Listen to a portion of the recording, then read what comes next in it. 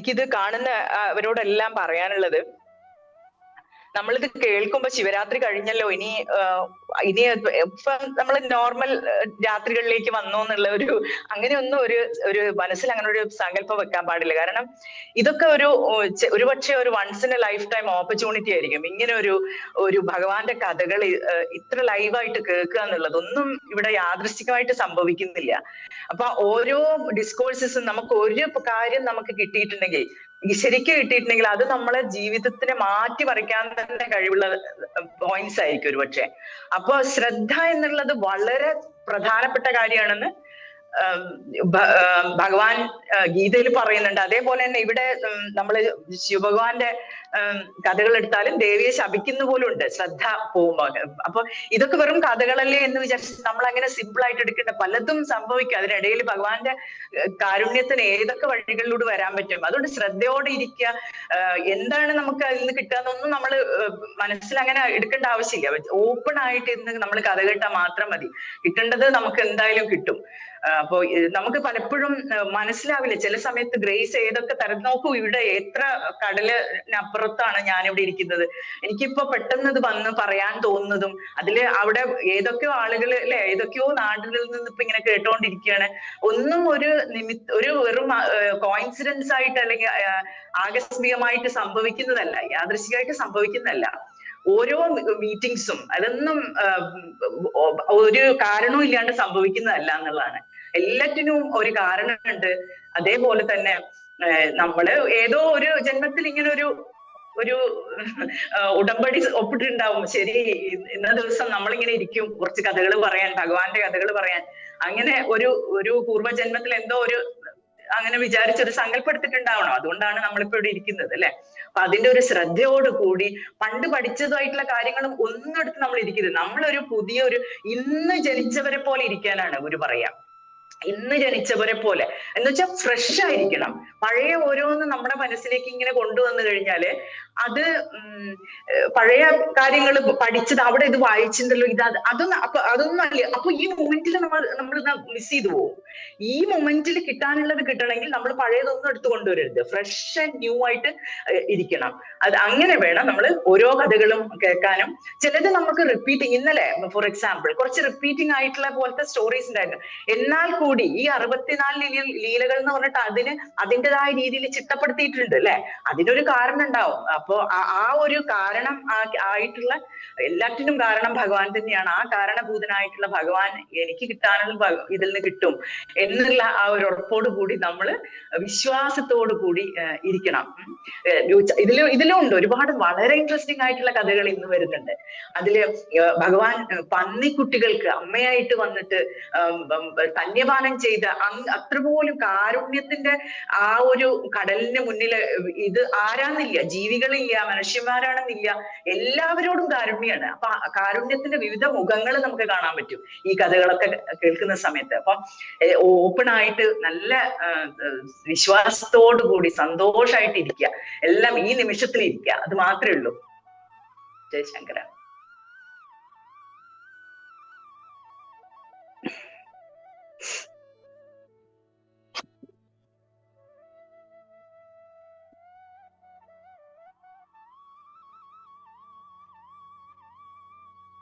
നമുക്ക് ഇന്നത്തെ പ്രോഗ്രാമിലേക്ക് കിടക്കാം അല്ലേ?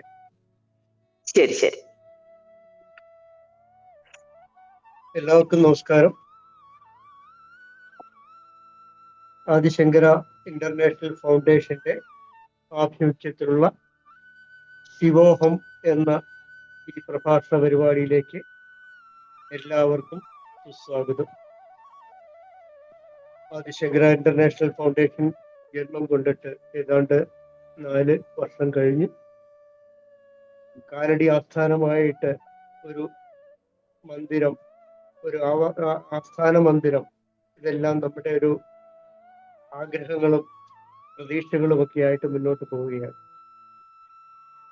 അതിൻ്റെ ഒരടിസ്ഥാനം കൂടി ആയിട്ടാണ് ശിവരാത്രി ദിനത്തിൽ തുടങ്ങിയ ഈ പ്രാർത്ഥന പ്രഭാഷണ പരമ്പര ഇന്ന് 5ാം ദിവസത്തിലേക്ക് കിടക്കുന്നത്. നമുക്ക് ഏവർക്കും ആദരണീയരായ സത്യ നായർ നമുക്ക് വേണ്ടി അനുഗ്രഹ പ്രഭാഷണം നടത്തുകയാണ്. തീർച്ചയായിട്ടും ശ്രീമതി സപ്ന നായർക്കും ഹൃദയത്തിന്റെ ഭാഷയിൽ സ്വാഗതം ആശംസിക്കുകയാണ്. ഇന്ന് ഈ 5-ാം ദിവസത്തിലേക്ക് കിടക്കുന്ന വേളയിൽ നമ്മുടെ പ്രഭാഷണ പരമ്പര ആരംഭിക്കുന്നതിൽ ഞാൻ ജയശങ്കിയെ ഒരു പ്രാർത്ഥനയ്ക്കായി ക്ഷണിക്കുകയാണ്. ജയശങ്കര ജയശങ്കര. അജ്ഞാനാന്തർഗഹനപതിതൻ ആത്മവിദ്യോപദേശൈഃ ത്രാതും ലോകൻ ഭവതവശിഖാ താപപാപക്ഷ്യമാനാൻ മുക്ത്വാ മൗനം വടവിടവിനോ മൂലതോ നിഷ്പതന്തി. ശംഭോർമൂർത്തിശ്ചരതി ഭുവനെ ശങ്കരാചാര്യരൂപാം സദാശിവസമാരംഭാം ശങ്കരാചാര്യമധ്യമാം അസ്മദാചാര്യപര്യന്താം വന്ദേ ഗുരുപരമ്പരാം. ശങ്കരം ശങ്കരാചാര്യം കേശവം ബാദരായണം സൂത്രഭാഷ്യഃ കൃതൗ വന്ദേ ഭഗവന്തൗ പുനഃ പുനഃ. ഓം മൂകം കരോതി വാചാലം പങ്കും ലംഘയതേ ഗിരിം യത്കൃപാതമഹം വന്ദേ പരമാനന്ദമാധവം. ജയശങ്കര.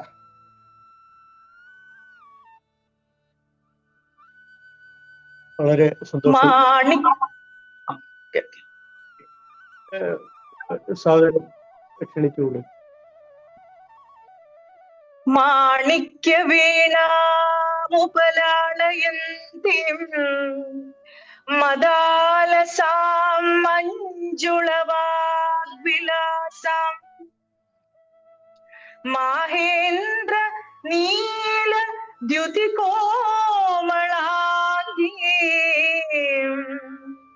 മാതംഗകന്യാം മനസാ സ്മരാമി. ചതുർഭുജേ ചന്ദ്രകലാവതംസേ കുചോന്നതേ കുങ്കുമരാഗശോണി പുണ്ഡ്രേഷു പാശാങ്കുശ പുഷ്പബാണഹസ്തേ നമസ്തേ ജഗദേകമാതാ. മാതാ ശ്യാമാ മാതംഗീ മദശാലിനി കുര്യാത് കടാക്ഷം കല്യാണി കദംബ വനവാസിനി. നമഃ ശിവാഭ്യാം നവയൗവനാഭ്യാം പരസ്പരാശ്ലേഷ്ട വപൂർധരാഭ്യാം നാഗേന്ദ്രകന്യാ വൃഷകേതനാഭ്യാം നമോ നമഃ ശങ്കര പാർവതിഭ്യാം നമോ നമഃ ശങ്കര പാർവതിഭ്യാം.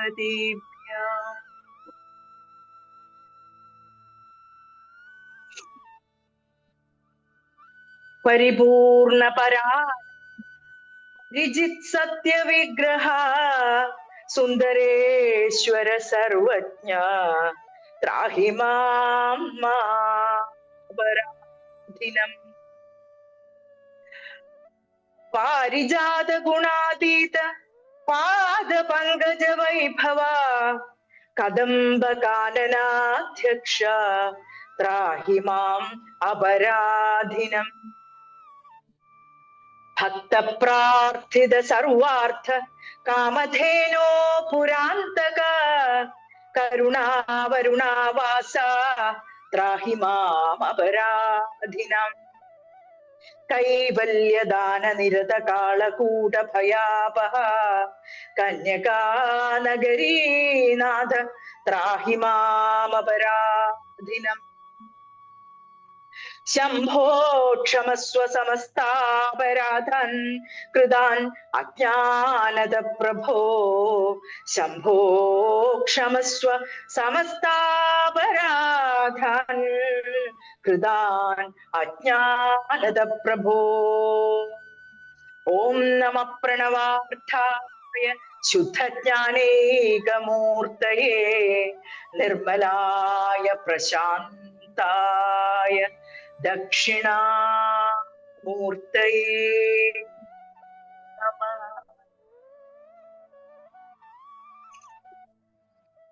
ഓം ശ്രീ ഗുരുഭ്യോ.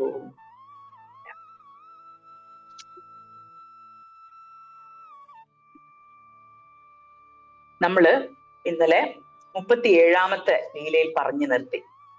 നമ്മള് സിദ്ധന്റെ ലീലയിൽ പറഞ്ഞ ഓരോ കാര്യങ്ങളും നമ്മൾ ധ്യാനിച്ച് നമ്മളത് മനസ്സിൽ കൊണ്ടു നടന്നു കഴിഞ്ഞാൽ നമുക്ക് ഭഗവാനുമായിട്ടുള്ള ആ നിരന്തര സ്മരണ വളരെ എളുപ്പമായിട്ട് തീരുന്നത് കാണാം.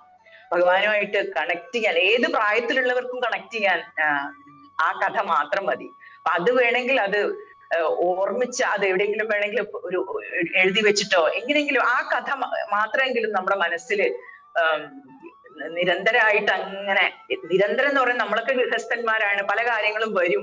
എന്നാൽ പോലും ഈ കഥ നമുക്ക് പറ്റുമ്പോഴൊക്കെ അതിങ്ങനെ സ്മരണയിലേക്ക് കൊണ്ടുവന്നാൽ തന്നെ ഭഗവാന്റെ ആ സ്മരണ നിലനിർത്താൻ നല്ലൊരു വഴിയായിരിക്കും അത്. അപ്പൊ നമ്മൾ ഇന്ന് 38ാമത്തെ ലീല അക്ഷയപാത്രം കൊടുക്കുന്ന ലീലയാണ്.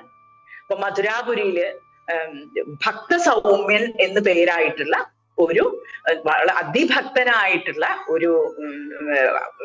ഒരാളുണ്ടായിരുന്നു. അദ്ദേഹം ശൂദ്രനായിരുന്നു. അദ്ദേഹം ഒരുപാട് കൃഷിയൊക്കെ നടത്തുന്ന ആളാണ്. ഈ കൃഷിയിൽ നിന്ന് കിട്ടുന്ന ധാന്യങ്ങൾ മുഴുവനും അദ്ദേഹം എന്താ ചെയ്യുക വെച്ചാൽ ശിവഭക്തന്മാർക്കായിട്ട് ദാനം ചെയ്യും. അവർക്ക് അന്നദാനത്തിനായിട്ടും അതുപോലെ അവരെ സഹായിക്കാൻ വേണ്ടിയിട്ടും എല്ലാം ആയിട്ട് ഉപയോഗിക്കും. അങ്ങനെ ഭഗവാന് ഒരുപാട് സന്തോഷം ഉണ്ട് ഈ ഭക്തസൗമ്യന്റെ ഭക്തി കണ്ടിട്ട്. അതുപോലെ തന്നെ സുന്ദരേശ ദർശനം എന്നും പോയി അദ്ദേഹവും ഭാര്യയും പോയിട്ട് സുന്ദരേശ ദർശനം മധുര ക്ഷേത്രത്തിൽ പോയിട്ട് ഭഗവാനെ ദർശനം ചെയ്യും. അങ്ങനെ എന്നും അദ്ദേഹം വരും. ജീവിതം മുഴുവൻ ഇതിനു വേണ്ടി ഒഴിഞ്ഞു വെച്ച ഒരാളായിരുന്നു ഭക്തസൗമ്യൻ. അങ്ങനെ ഒരിക്കൽ കൃഷിയൊക്കെ വളരെ മോശമായിട്ട് ഒരു വർഷം വന്നു. അപ്പോ ഈ ചെയ്തുകൊണ്ടിരിക്കുന്ന കാര്യങ്ങളൊന്നും തുടരാൻ പറ്റുന്നില്ല. അപ്പൊ ഭക്തസൗമ്യൻ ഭഗവാനോട് പ്രാർത്ഥിച്ചു, ഭഗവാനെ ഒരു വഴി കാണിച്ചു തരണേ, ഞാൻ എപ്പോഴും ചെയ്യുന്ന ഈ ഭക്തന്മാർക്കായിട്ടുള്ള അന്നദാനം ഒന്നും നടത്താൻ എനിക്ക് സാധിക്കുന്നില്ലല്ലോ, എന്തെങ്കിലും ഒരു വഴി കാട്ടി തരണേ. വലിയ വിഷമായി. കാരണം അവര് ഭോജനം കഴിക്കുന്നതിന് മുമ്പായി ഈ അന്നദാനം ചെയ്തു കഴിഞ്ഞിട്ട് അവര് ഭോജനത്തിന് ഇരിക്കുള്ളൂ. അപ്പൊ അതുകൊണ്ട് വലിയ വിഷമത്തോടു കൂടി സുന്ദരേശ ലിംഗത്തിനെ ദർശനം ചെയ്ത് അവിടെ വന്ന് പ്രാർത്ഥിച്ചു. ഭഗവാനെ, കയ്യിലുള്ള പണം മുഴുവൻ കഴിഞ്ഞു, ഇനി കൃഷിയിലാണെങ്കിൽ ഒന്നും കിട്ടാനുമില്ല, ആരെങ്കിലും ഒരാളെ കാണിച്ചു തരണേ, ഈ അന്നദാനത്തിന് സഹായിക്കാൻ കെൽപ്പുള്ള ഒരാളെ കാണിച്ചു തരണേ ഭഗവാനെ എന്ന് പ്രാർത്ഥിക്കുകയാണ്. അപ്പൊ അവര് ഒരു അശരീരി കേൾക്കുകയാണ്. ശിവപൂജയാൽ നീ ചെയ്തിരിക്കുന്ന ശിവപൂജയാലും ശിവഭക്തരക്ഷണം അന്നദാനം ഇതൊക്കെ കണ്ടിട്ട് ഞാൻ വളരെ സന്തുഷ്ടനായിരിക്കുന്നു. ധാതു സമ്പൂർണമായ ഒരു അക്ഷയപാത്രം തന്നെ നിനക്ക് ഞാൻ നൽകുന്നതാണ്. മന്ദിരത്തിൽ ചെന്ന് നോക്കി അപ്പൊ ഇത് കേട്ട് അവര് അത്ഭുതത്തോടു കൂടി ഭഗവാനെ വീണ്ടും വീണ്ടും നമസ്കരിച്ച് അവിടുന്ന് തിരിച്ചു വീട്ടിലേക്ക് പോയ സമയത്ത് കാണാണ് അവിടെ മുത്തുപോലെയുള്ള ഒരു പാത്രം. ആ പാത്രത്തിൽ നിറയെ ധാന്യങ്ങളാണ്. അപ്പൊ അത് ഒരിക്കലും തീരാത്തത്ര നമ്മള് അക്ഷയപാത്രത്തിന്റെ കഥ നമ്മൾ ഭഗവാൻ കൃഷ്ണന്റെ കഥകളിലും നമ്മൾ കേട്ടിട്ടുണ്ട് അല്ലെ, പാഞ്ചാലിക്ക് അക്ഷയപാത്രം നൽകുന്നത്. അപ്പൊ അതുപോലെ തന്നെയാണ് ഇവിടെയും പറയുന്നത്. എത്ര എടുത്താലും തീരാത്തത്ര ധാന്യങ്ങള് ഭക്ഷണം എല്ലാം വന്നുകൊണ്ടേയിരിക്കും, അതിലിങ്ങനെ നിറഞ്ഞുകൊണ്ടേയിരിക്കും. അപ്പോ ഈ ഭക്തസൗമ്യനും ഭാര്യയും അതിൽ നിന്ന് കിട്ടുന്ന ധാന്യങ്ങളെല്ലാം എടുത്ത് ശിവഭക്തന്മാർക്ക് എല്ലാം അന്നദാനങ്ങളെല്ലാം ഇതെല്ലാം ചെയ്തിട്ടും അതുപോലെ തന്നെ ധാന്യം അതെല്ലാം വരാൻ തുടങ്ങി. ഈ പാത്രം വീട്ടിൽ വന്നതോടുകൂടി അദ്ദേഹത്തിന്റെ സാമ്പത്തികമായിട്ടുള്ള എല്ലാ ബുദ്ധിമുട്ടുകളും തീർന്നു. അതുപോലെ തന്നെ ഭക്തന്മാർക്ക് പണ്ടത്തേക്കാളും കൂടുതലായിട്ട് സഹായിക്കാനും എല്ലാം അവർക്ക് സാധിച്ചു.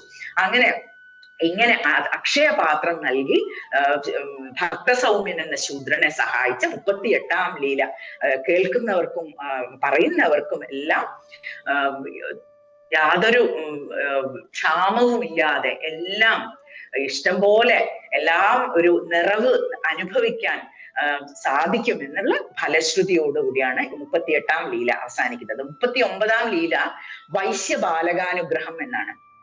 ഇതില് പറയുന്നത് അർത്ഥപതി എന്ന് പറഞ്ഞിട്ടുള്ള ഒന്ന് പേരായിട്ടുള്ള ഒരു വൈശ്യനാണ്. ഈ അർത്ഥപതിക്ക് ഭാര്യ, അതുപോലെ തന്നെ സൗമ്യശീലയും ഭക്തയും ഒക്കെ ആയിട്ടുള്ള ഒരു ഭാര്യയാണ്. അങ്ങനെ അവർക്ക് വിവാഹം കഴിഞ്ഞിട്ട് കുറെ കാലമായിട്ടും സന്തതികളൊന്നുമില്ല. വലിയ ദുഃഖമായി. രണ്ടുപേരും ഒരുപാട് പ്രാർത്ഥനകളും പൂജകളും കാര്യങ്ങളും എല്ലാം ചെയ്ത് നോക്കി, കുട്ടികളൊന്നുമില്ല. അങ്ങനെ അവര് ഭഗവാനോട് വന്ന് പ്രാർത്ഥിച്ചു, ഇനി എന്താണ് ചെയ്യേണ്ടത്, ഇനി കുട്ടികളൊന്നും ഇല്ലല്ലോ. അപ്പൊ അയാളുടെ സഹോദരിക്ക്, ഈ വൈശ്യന്റെ സഹോദരിക്ക് ഒരു പുത്രനുണ്ട് ഭാഗിനേയനായിട്ട്. അപ്പൊ ഈ വൈശ്യൻ വലിയ ധനവാനാണ്, ഒരുപാട് സത്കർമ്മങ്ങളും എല്ലാം ചെയ്തിട്ടുണ്ട്, ദാനധർമ്മങ്ങളും എല്ലാം ചെയ്യുന്നുണ്ട്. പക്ഷെ സന്തതി ഇല്ല. ഈ ജന്മത്തിൽ അവർക്ക് സന്തതി ഉണ്ടാവാനുള്ള കർമ്മം ഇല്ല. അതുകൊണ്ട് അവരെന്തു ചെയ്തു, ഈ സഹോദരിയുടെ പുത്രനെ ദത്തുപുത്രനായിട്ട് വളർത്താൻ തുടങ്ങി. അങ്ങനെ സ്വന്തം പുത്രനെ പോലെ വിചാരിച്ച്, അപ്പൊ സഹോദരിക്കും ആദ്യമൊന്നും ഒരു കുഴപ്പമില്ല, ശരി നിങ്ങൾ കൊണ്ടുപോയി വളർത്തിക്കോളൂ, അവർക്ക് വേറെയും ഒരുപക്ഷെ പുത്രന്മാരുണ്ടോ അറിയില്ല. എന്തായാലും ഈ പുത്രനെ ഇവർക്ക് തൽക്കാലം വളർത്താൻ കൊടുത്തു. ഇവര് സന്തോഷത്തോടെ സ്നേഹത്തോടെ ആ കുട്ടിയെ വളർത്തി. അവര് കാലം കഴിക്കുന്ന സമയത്ത് ഒരു ദിവസം വളരെ ഒരു യാദൃശ്ചികമായിട്ട് ഈ സഹോദരി കയറി വന്നിട്ട് പറയും, ചില സമയത്ത് ഓരോ ശക്തികൾ നമ്മളെ പലതും പറയാനൊക്കെ പ്രേരിപ്പിക്കും. നമ്മൾ യാതൊന്നും ചിന്തിച്ചിട്ടായിരിക്കില്ല വരിക, പക്ഷെ അങ്ങനെയുള്ള പല ശക്തികളും നമ്മുടെ ചുറ്റുമുണ്ട്. അപ്പൊ പെട്ടെന്ന് സഹോദരി പറയും, നിങ്ങൾക്ക് നിങ്ങളുടെ മഹാപാപം കൊണ്ടാണ് കുട്ടികളൊന്നും ഉണ്ടാവാത്തത്. നിങ്ങള് പഴയ ഏതോ ജന്മത്തിൽ ഏതൊക്കെയോ ദുഷ്കർമ്മങ്ങൾ ചെയ്തിട്ടുണ്ടാവും, അതുകൊണ്ടാണ് നിങ്ങൾക്ക് കുട്ടികളൊന്നും ഇല്ലാത്തത്. നിങ്ങളിപ്പോ എന്റെ കുട്ടീനെ എന്തിനാ വളർത്താൻ കൊണ്ടുവന്നത് എന്നൊക്കെ പറഞ്ഞ് ഇവരെ മനസ്സിന് വളരെ വേദനിപ്പിക്കുന്ന തരത്തിൽ ഉള്ള കാര്യങ്ങൾ പറഞ്ഞു. അതോടുകൂടി ഈ സഹോദരന് വലിയ വിഷമായപ്പോ ഭാര്യയോട് പറയും, ഇതൊക്കെ കേട്ടിട്ട് നമ്മൾ എങ്ങനെ ഇരിക്കും, അപ്പൊ നമുക്ക് പോവാം ഇവിടുന്ന്, നമുക്കിതെല്ലാം ഉപേക്ഷിച്ച് നമുക്ക് പോവാം. എന്നിട്ട് ഭഗവാനെ ശരണം പ്രാപിച്ച് തപസ് ചെയ്ത് നമുക്ക് അടുത്ത ജന്മത്തിലെങ്കിലും നല്ലൊരു സന്തതി ഉണ്ടാവാൻ പ്രാർത്ഥിച്ച് നമുക്ക് ഇതെല്ലാം അവസാനിപ്പിച്ച് എല്ലാം ഉപേക്ഷിച്ച് പോവാം എന്ന് പറഞ്ഞ് പിറ്റേ ദിവസം അപ്പൊ രാവിലെ തന്നെ ഇവരെ വിളിച്ചിട്ട് ഇതെല്ലാം സഹോദരിക്കും അവരുടെ പുത്രനും വേണ്ടി തന്റെ സമ്പത്ത് മുഴുവൻ അവർക്കാണെന്ന് ഒക്കെ ഏൽപ്പിച്ച് ഭാര്യയും ഭർത്താവും കൂടി വനത്തിലേക്ക് യാത്രയായി. അങ്ങനെ ഈ സഹോദരി അവരുടെ പുത്രനും ഒക്കെ കൂടെ ഇവരുടെ വീട്ടിലേക്ക് താമസമൊക്കെ മാറി ഇരിക്കുന്ന സമയത്തുണ്ട് ഒരു വലിയ പടയായിട്ട് ഈ അകന്ന ബന്ധുക്കളൊക്കെ ഉണ്ടാവുമല്ലോ, അവരെല്ലാവരും കൂടി വരികയാണ്. വാർത്ത കേട്ടിട്ട് ഇവര് ധനവാനായിട്ടുള്ള ഈ ബന്ധു കാട്ടിലേക്ക് പോയിരിക്കുന്നു എന്നുള്ള വാർത്ത കേട്ട് എല്ലാവരും കൂടി വരികയാണ്. എന്നിട്ട് ഞങ്ങൾക്ക് കൂടി അവകാശപ്പെട്ടതാണ് ഈ വീടും സ്ഥലങ്ങളും എല്ലാം ധനവും എല്ലാം, അതുകൊണ്ട് ഞങ്ങൾക്ക് അവകാശപ്പെട്ടതാണ്, നിങ്ങൾ ഇവിടുന്ന് പോണം എന്ന് പറയും. അങ്ങനെ അടുത്ത ബന്ധുക്കളായ ഈ സഹോദരിക്കും പുത്രനും അവര് ചിലപ്പോ ഒരുപക്ഷെ ഇവർക്ക് പറഞ്ഞതിനുള്ള കർമ്മഫലം കിട്ടിയതായിരിക്കും. ആ സഹോദരിക്കും പുത്രനും അവിടെ നിന്ന് ഇറങ്ങേണ്ടി വന്നു. ഇറങ്ങിയിട്ട് അവര് എവിടെയാ പോകേണ്ടതെന്ന് അറിയാതെ നേരെ ഭഗവാന്റെ അടുത്ത് പോയിട്ട് സമസ്താപരാധം പറഞ്ഞ് അവിടെ നിന്ന് പ്രാർത്ഥിക്കാൻ തുടങ്ങി. ഭഗവാനെ എന്തെങ്കിലും ഒരു വഴി കാണിച്ചു തരണേ, എന്റെ സഹോദരനാണെങ്കിൽ പോയി കഴിഞ്ഞു, ഞങ്ങൾ ഇനി എങ്ങോട്ട് പോകും എന്നൊക്കെ പറഞ്ഞ് ഈ സഹോദരി ഭഗവാനോട് സമസ്താപരാധം പറഞ്ഞ് കരഞ്ഞ് പ്രാർത്ഥിച്ച് അവിടെ നിലത്ത് ക്ഷേത്രത്തിന്റെ ആ ഒരു വശത്തായിട്ട് ആ നിലത്ത് തന്നെ കിടന്നുറങ്ങിപ്പോയി. കുറച്ചു സമയം ഉറങ്ങിപ്പോ ഒരു സ്വപ്നത്തില് ഭഗവാൻ കാണുകയാണ്.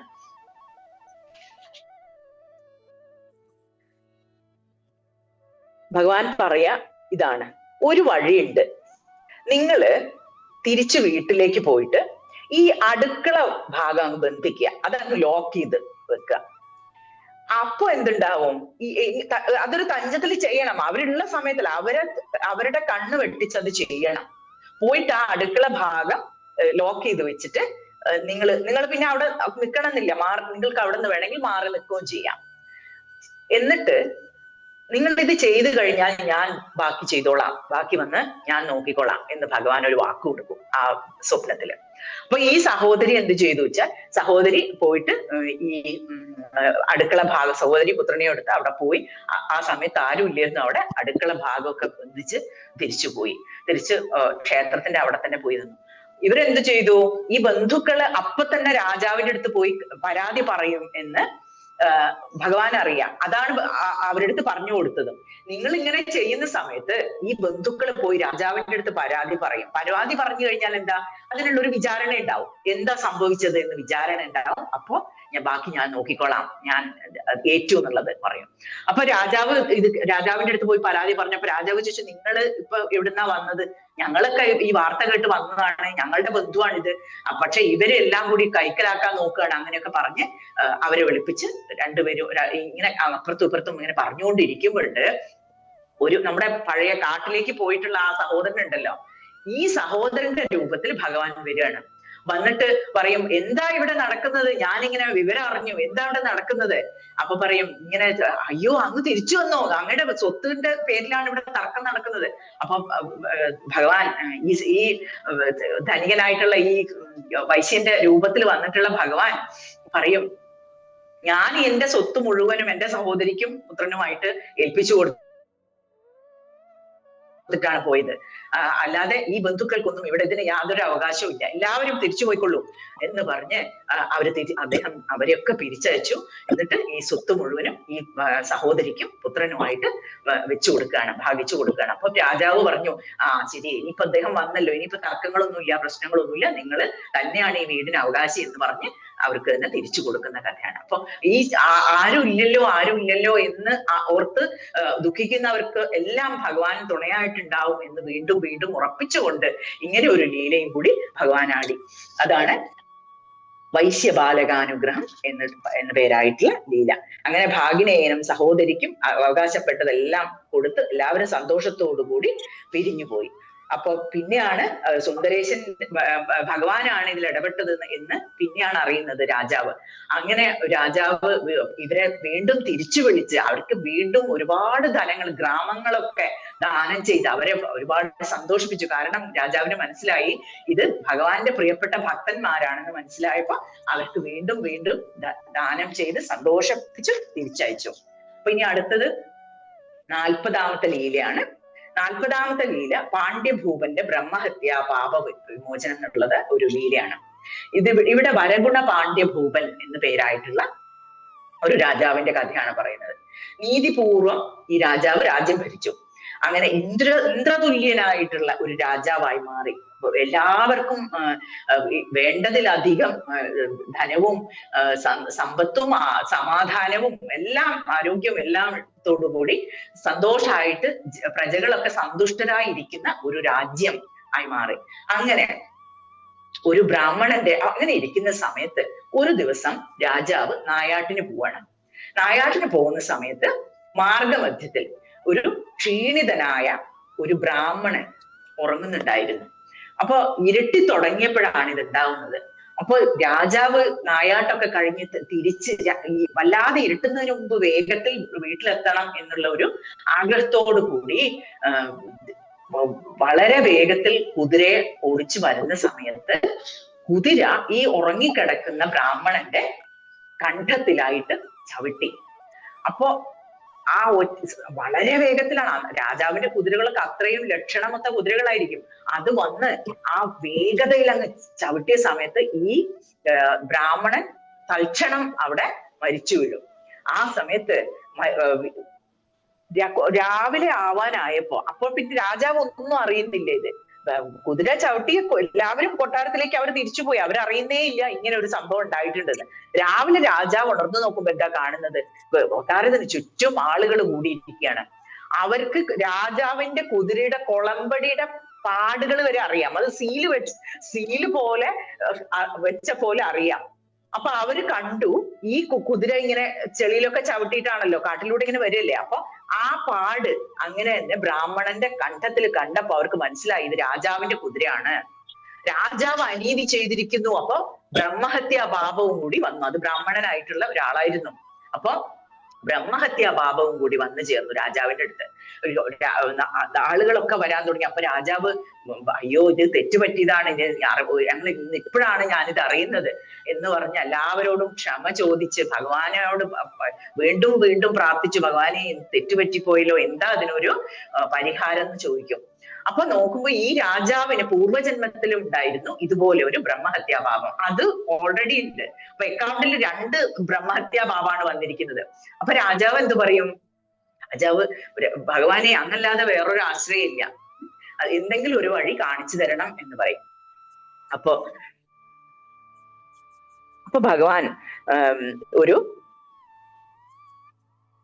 സ്വപ്നത്തില് അതായത് സുന്ദരേശ്വര ഭഗവാനെ പോയി ദർശനം ചെയ്ത്, ക്ഷേത്രത്തിൽ വന്ന് ദർശനം ചെയ്ത് അവിടെ വന്ന് പ്രാർത്ഥിക്കുകയാണ്. അപ്പോഴാണ് ഒരു അശരീരി കേൾക്കുന്നത്. എന്താണ് പറയുന്നത്? മധ്യാർജുന ശിവലിംഗം എന്ന് പറഞ്ഞിട്ടുള്ള ഒരു ശിവലിംഗം ഉണ്ട്. അത് ചോള രാജ്യത്താണ് ഉള്ളത്. പാണ്ഡ്യന്മാരും ചോളന്മാരും തമ്മിൽ ശത്രുക്കളാണ്. അപ്പൊ ചോള രാജ്യത്താണ് ഈ ക്ഷേത്രം ഉള്ളത്, ഈ മധ്യാർജുന ശിവലിംഗം ഉള്ളത്. അപ്പൊ അത് പോയി ദർശനം ചെയ്താൽ നിന്റെ ബ്രഹ്മഹത്യാപാപം അവസാനിച്ചു കിട്ടും.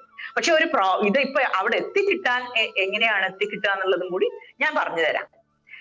അടുത്ത് തന്നെ അധികം താമസിയാതെ ചോള രാജാവ് നിന്നെയും നിന്റെ പ്രജകളെയും ആക്രമിക്കാൻ വേണ്ടി, പാണ്ഡ്യ രാജാവിനെ ആക്രമിക്കാൻ വേണ്ടി ചോള രാജാവ് വളരെ അടുത്ത് തന്നെ എത്തും, അധികം താമസിയാതെ എത്തും. ആ ആക്രമണം വരുന്ന സമയത്ത് ആ ചോള രാജാവിനെ തോൽപ്പിച്ചിട്ട് അവരെ ഫോളോ ചെയ്ത് പിന്തുടർന്ന് പോയിട്ട് ചോളരാജ്യത്ത് പോയി അപ്പൊ തന്നെ മധ്യാർജുന ശിവലിംഗ ദർശനം ചെയ്തിട്ട് തിരിച്ചു വരിക. അങ്ങനെ അത് മാത്രമേ വഴിയുള്ളൂ, അല്ലാതെ അവിടെ പ്രവേശിക്കാൻ പറ്റില്ല. ശരി. അപ്പൊ രാജാവ് എന്ത് ചെയ്തു? കാത്തിരിക്കുകയാണ്, അറ്റാക്ക് വരാൻ കാത്തിരിക്കുകയാണ്. സൈന്യത്തിനെയൊക്കെ വളരെ പ്രിപ്പയർഡ് ആക്കി വെച്ചു, എല്ലാവരെയും ഒരുക്കി വെച്ചു. അവരിങ്ങനെ കാത്തിരിക്കുകയാണ്, എപ്പോഴാണ് ചോളരാജാവ് വരിക, എപ്പോഴാണ് ചോളരാജാവ് വരിക. അങ്ങനെ ഈ ദേവേന്ദ്രനെ എങ്ങനെയാണോ ബ്രഹ്മഹത്യാപാപം പിന്തുടർന്ന് നടന്നത്, ഒരു ഘോരയായിട്ടുള്ള ഒരു രൂപിണിയായിട്ടുള്ള ഒരു നിഴല് പോലെ ഒരിക്കലും മാറി, എപ്പോഴും ഉണ്ണുമ്പോഴും ഉറങ്ങുമ്പോഴും എല്ലാം ഇതിങ്ങനെ പിന്തുടർന്നുകൊണ്ടിരിക്കുകയാണ്. അങ്ങനെയുള്ള ചില ശക്തികൾ ഉണ്ടാവൂല്ലോ, പല പല ബാധാശക്തികൾ. എന്തൊക്കെയാ ഇതിപ്പോ പറയുമ്പോ തന്നെ ആരൊക്കെ കേൾക്കുന്നുണ്ടെന്ന് നമുക്കറിയില്ല. അപ്പൊ അങ്ങനെയുള്ള പല പല ശക്തികളുണ്ട്. അവർക്ക് മനസ്സിനെ വളരെയധികം എഫക്ട് ചെയ്യാൻ പറ്റും, മനസ്സിനെ. അപ്പൊ നമ്മള് ശരീരത്തിനെ എഫക്ട് ചെയ്യാൻ പറ്റും, വളരെയധികം ക്ഷീണിച്ചു പോകും. അപ്പൊ അങ്ങനെ ആ രാജാവ് ഇത് എങ്ങനെയെങ്കിലും ഒന്ന് വന്നു കിട്ടിയാൽ മതി എന്നോട് പറഞ്ഞ് വീഴ്ചയാണ്.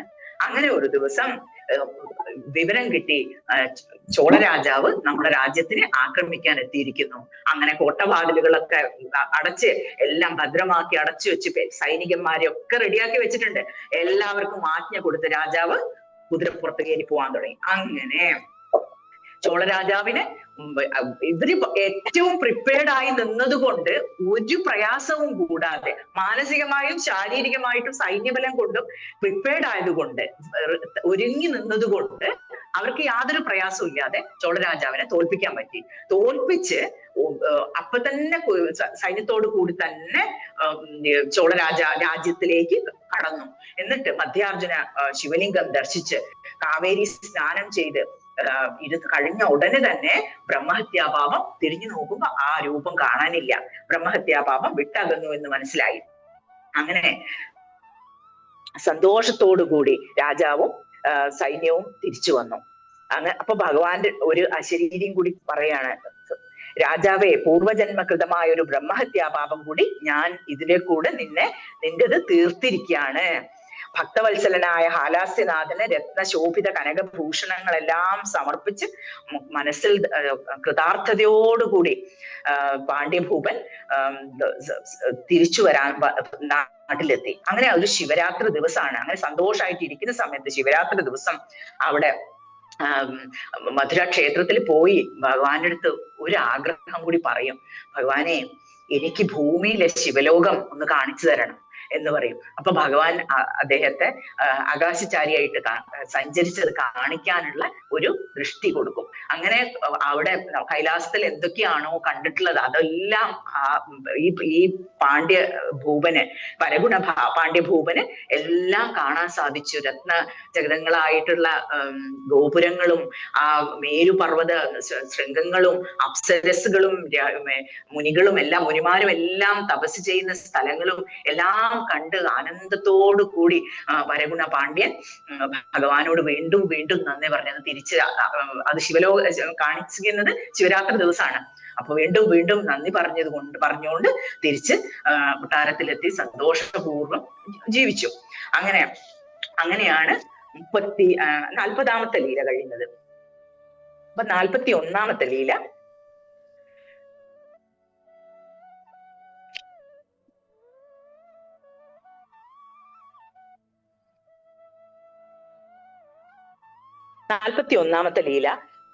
ഒരു പാട്ടുകാരന്റെ കഥയാണ്.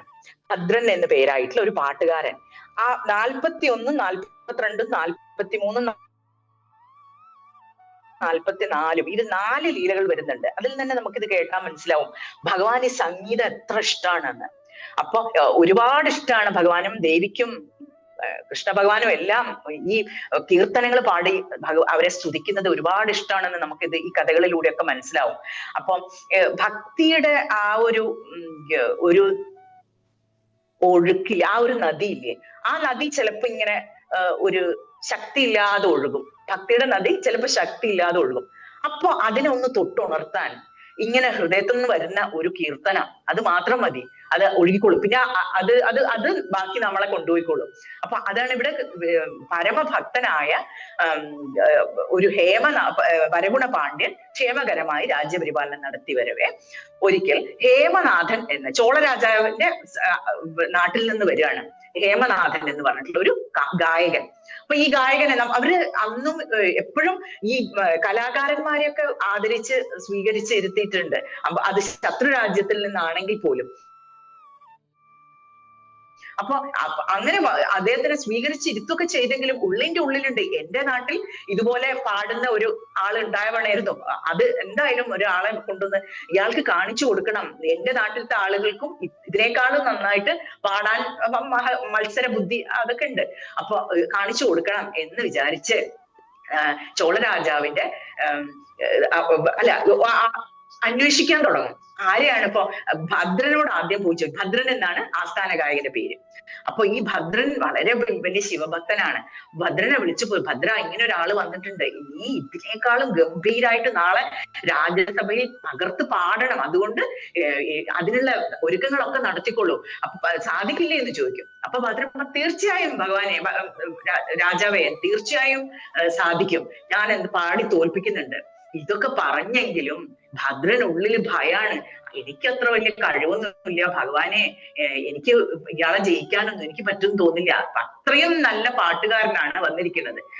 അപ്പൊ ഭദ്രൻ എന്ത് ചെയ്തു? ഭദ്രൻ ഭഗവാനോട് ഇങ്ങനെ പ്രാർത്ഥിച്ചു, പശുപതേ ഭഗവാനെ, ചോള ഗായകനെ സഭാമധ്യത്തിൽ ജയിക്കാമെന്ന് ഞാൻ വാക്ക് കൊടുത്തെങ്കിലും എനിക്ക് ഒരു വിശ്വാസമില്ല, അപമാനം വരുത്തരുതേ പ്രഭോ, അവിടുത്തെ പാദാംബുജമല്ലാതെ ഇവന് മറ്റൊരു ഗതിയുമില്ല. അങ്ങനെ ഭദ്രൻ വീട്ടിൽ പോയി മഹാദേവനെയും പ്രാർത്ഥിച്ചുകൊണ്ടിരുന്നപ്പോ ഭഗവാൻ എന്ത് ചെയ്തു? ഒരു വൃദ്ധന്റെ വേഷത്തിൽ പോയിട്ട് ഈ ഹേമനാഥൻ എന്ന് പറഞ്ഞിട്ടുള്ള പാട്ടുകാരൻ വന്നല്ലോ ചോള രാജ്യത്ത് നിന്ന്, ആ പാട്ടുകാരന്റെ അടുത്ത് പോയിട്ട് പാട്ട് പാടാൻ തുടങ്ങി. അപ്പൊ അദ്ദേഹം ഇങ്ങനെ വലിയ ഒരു മണിമന്ദിരത്തിലൊക്കെ പാർപ്പിച്ചിരിക്കുകയാണ് രാജാവ്.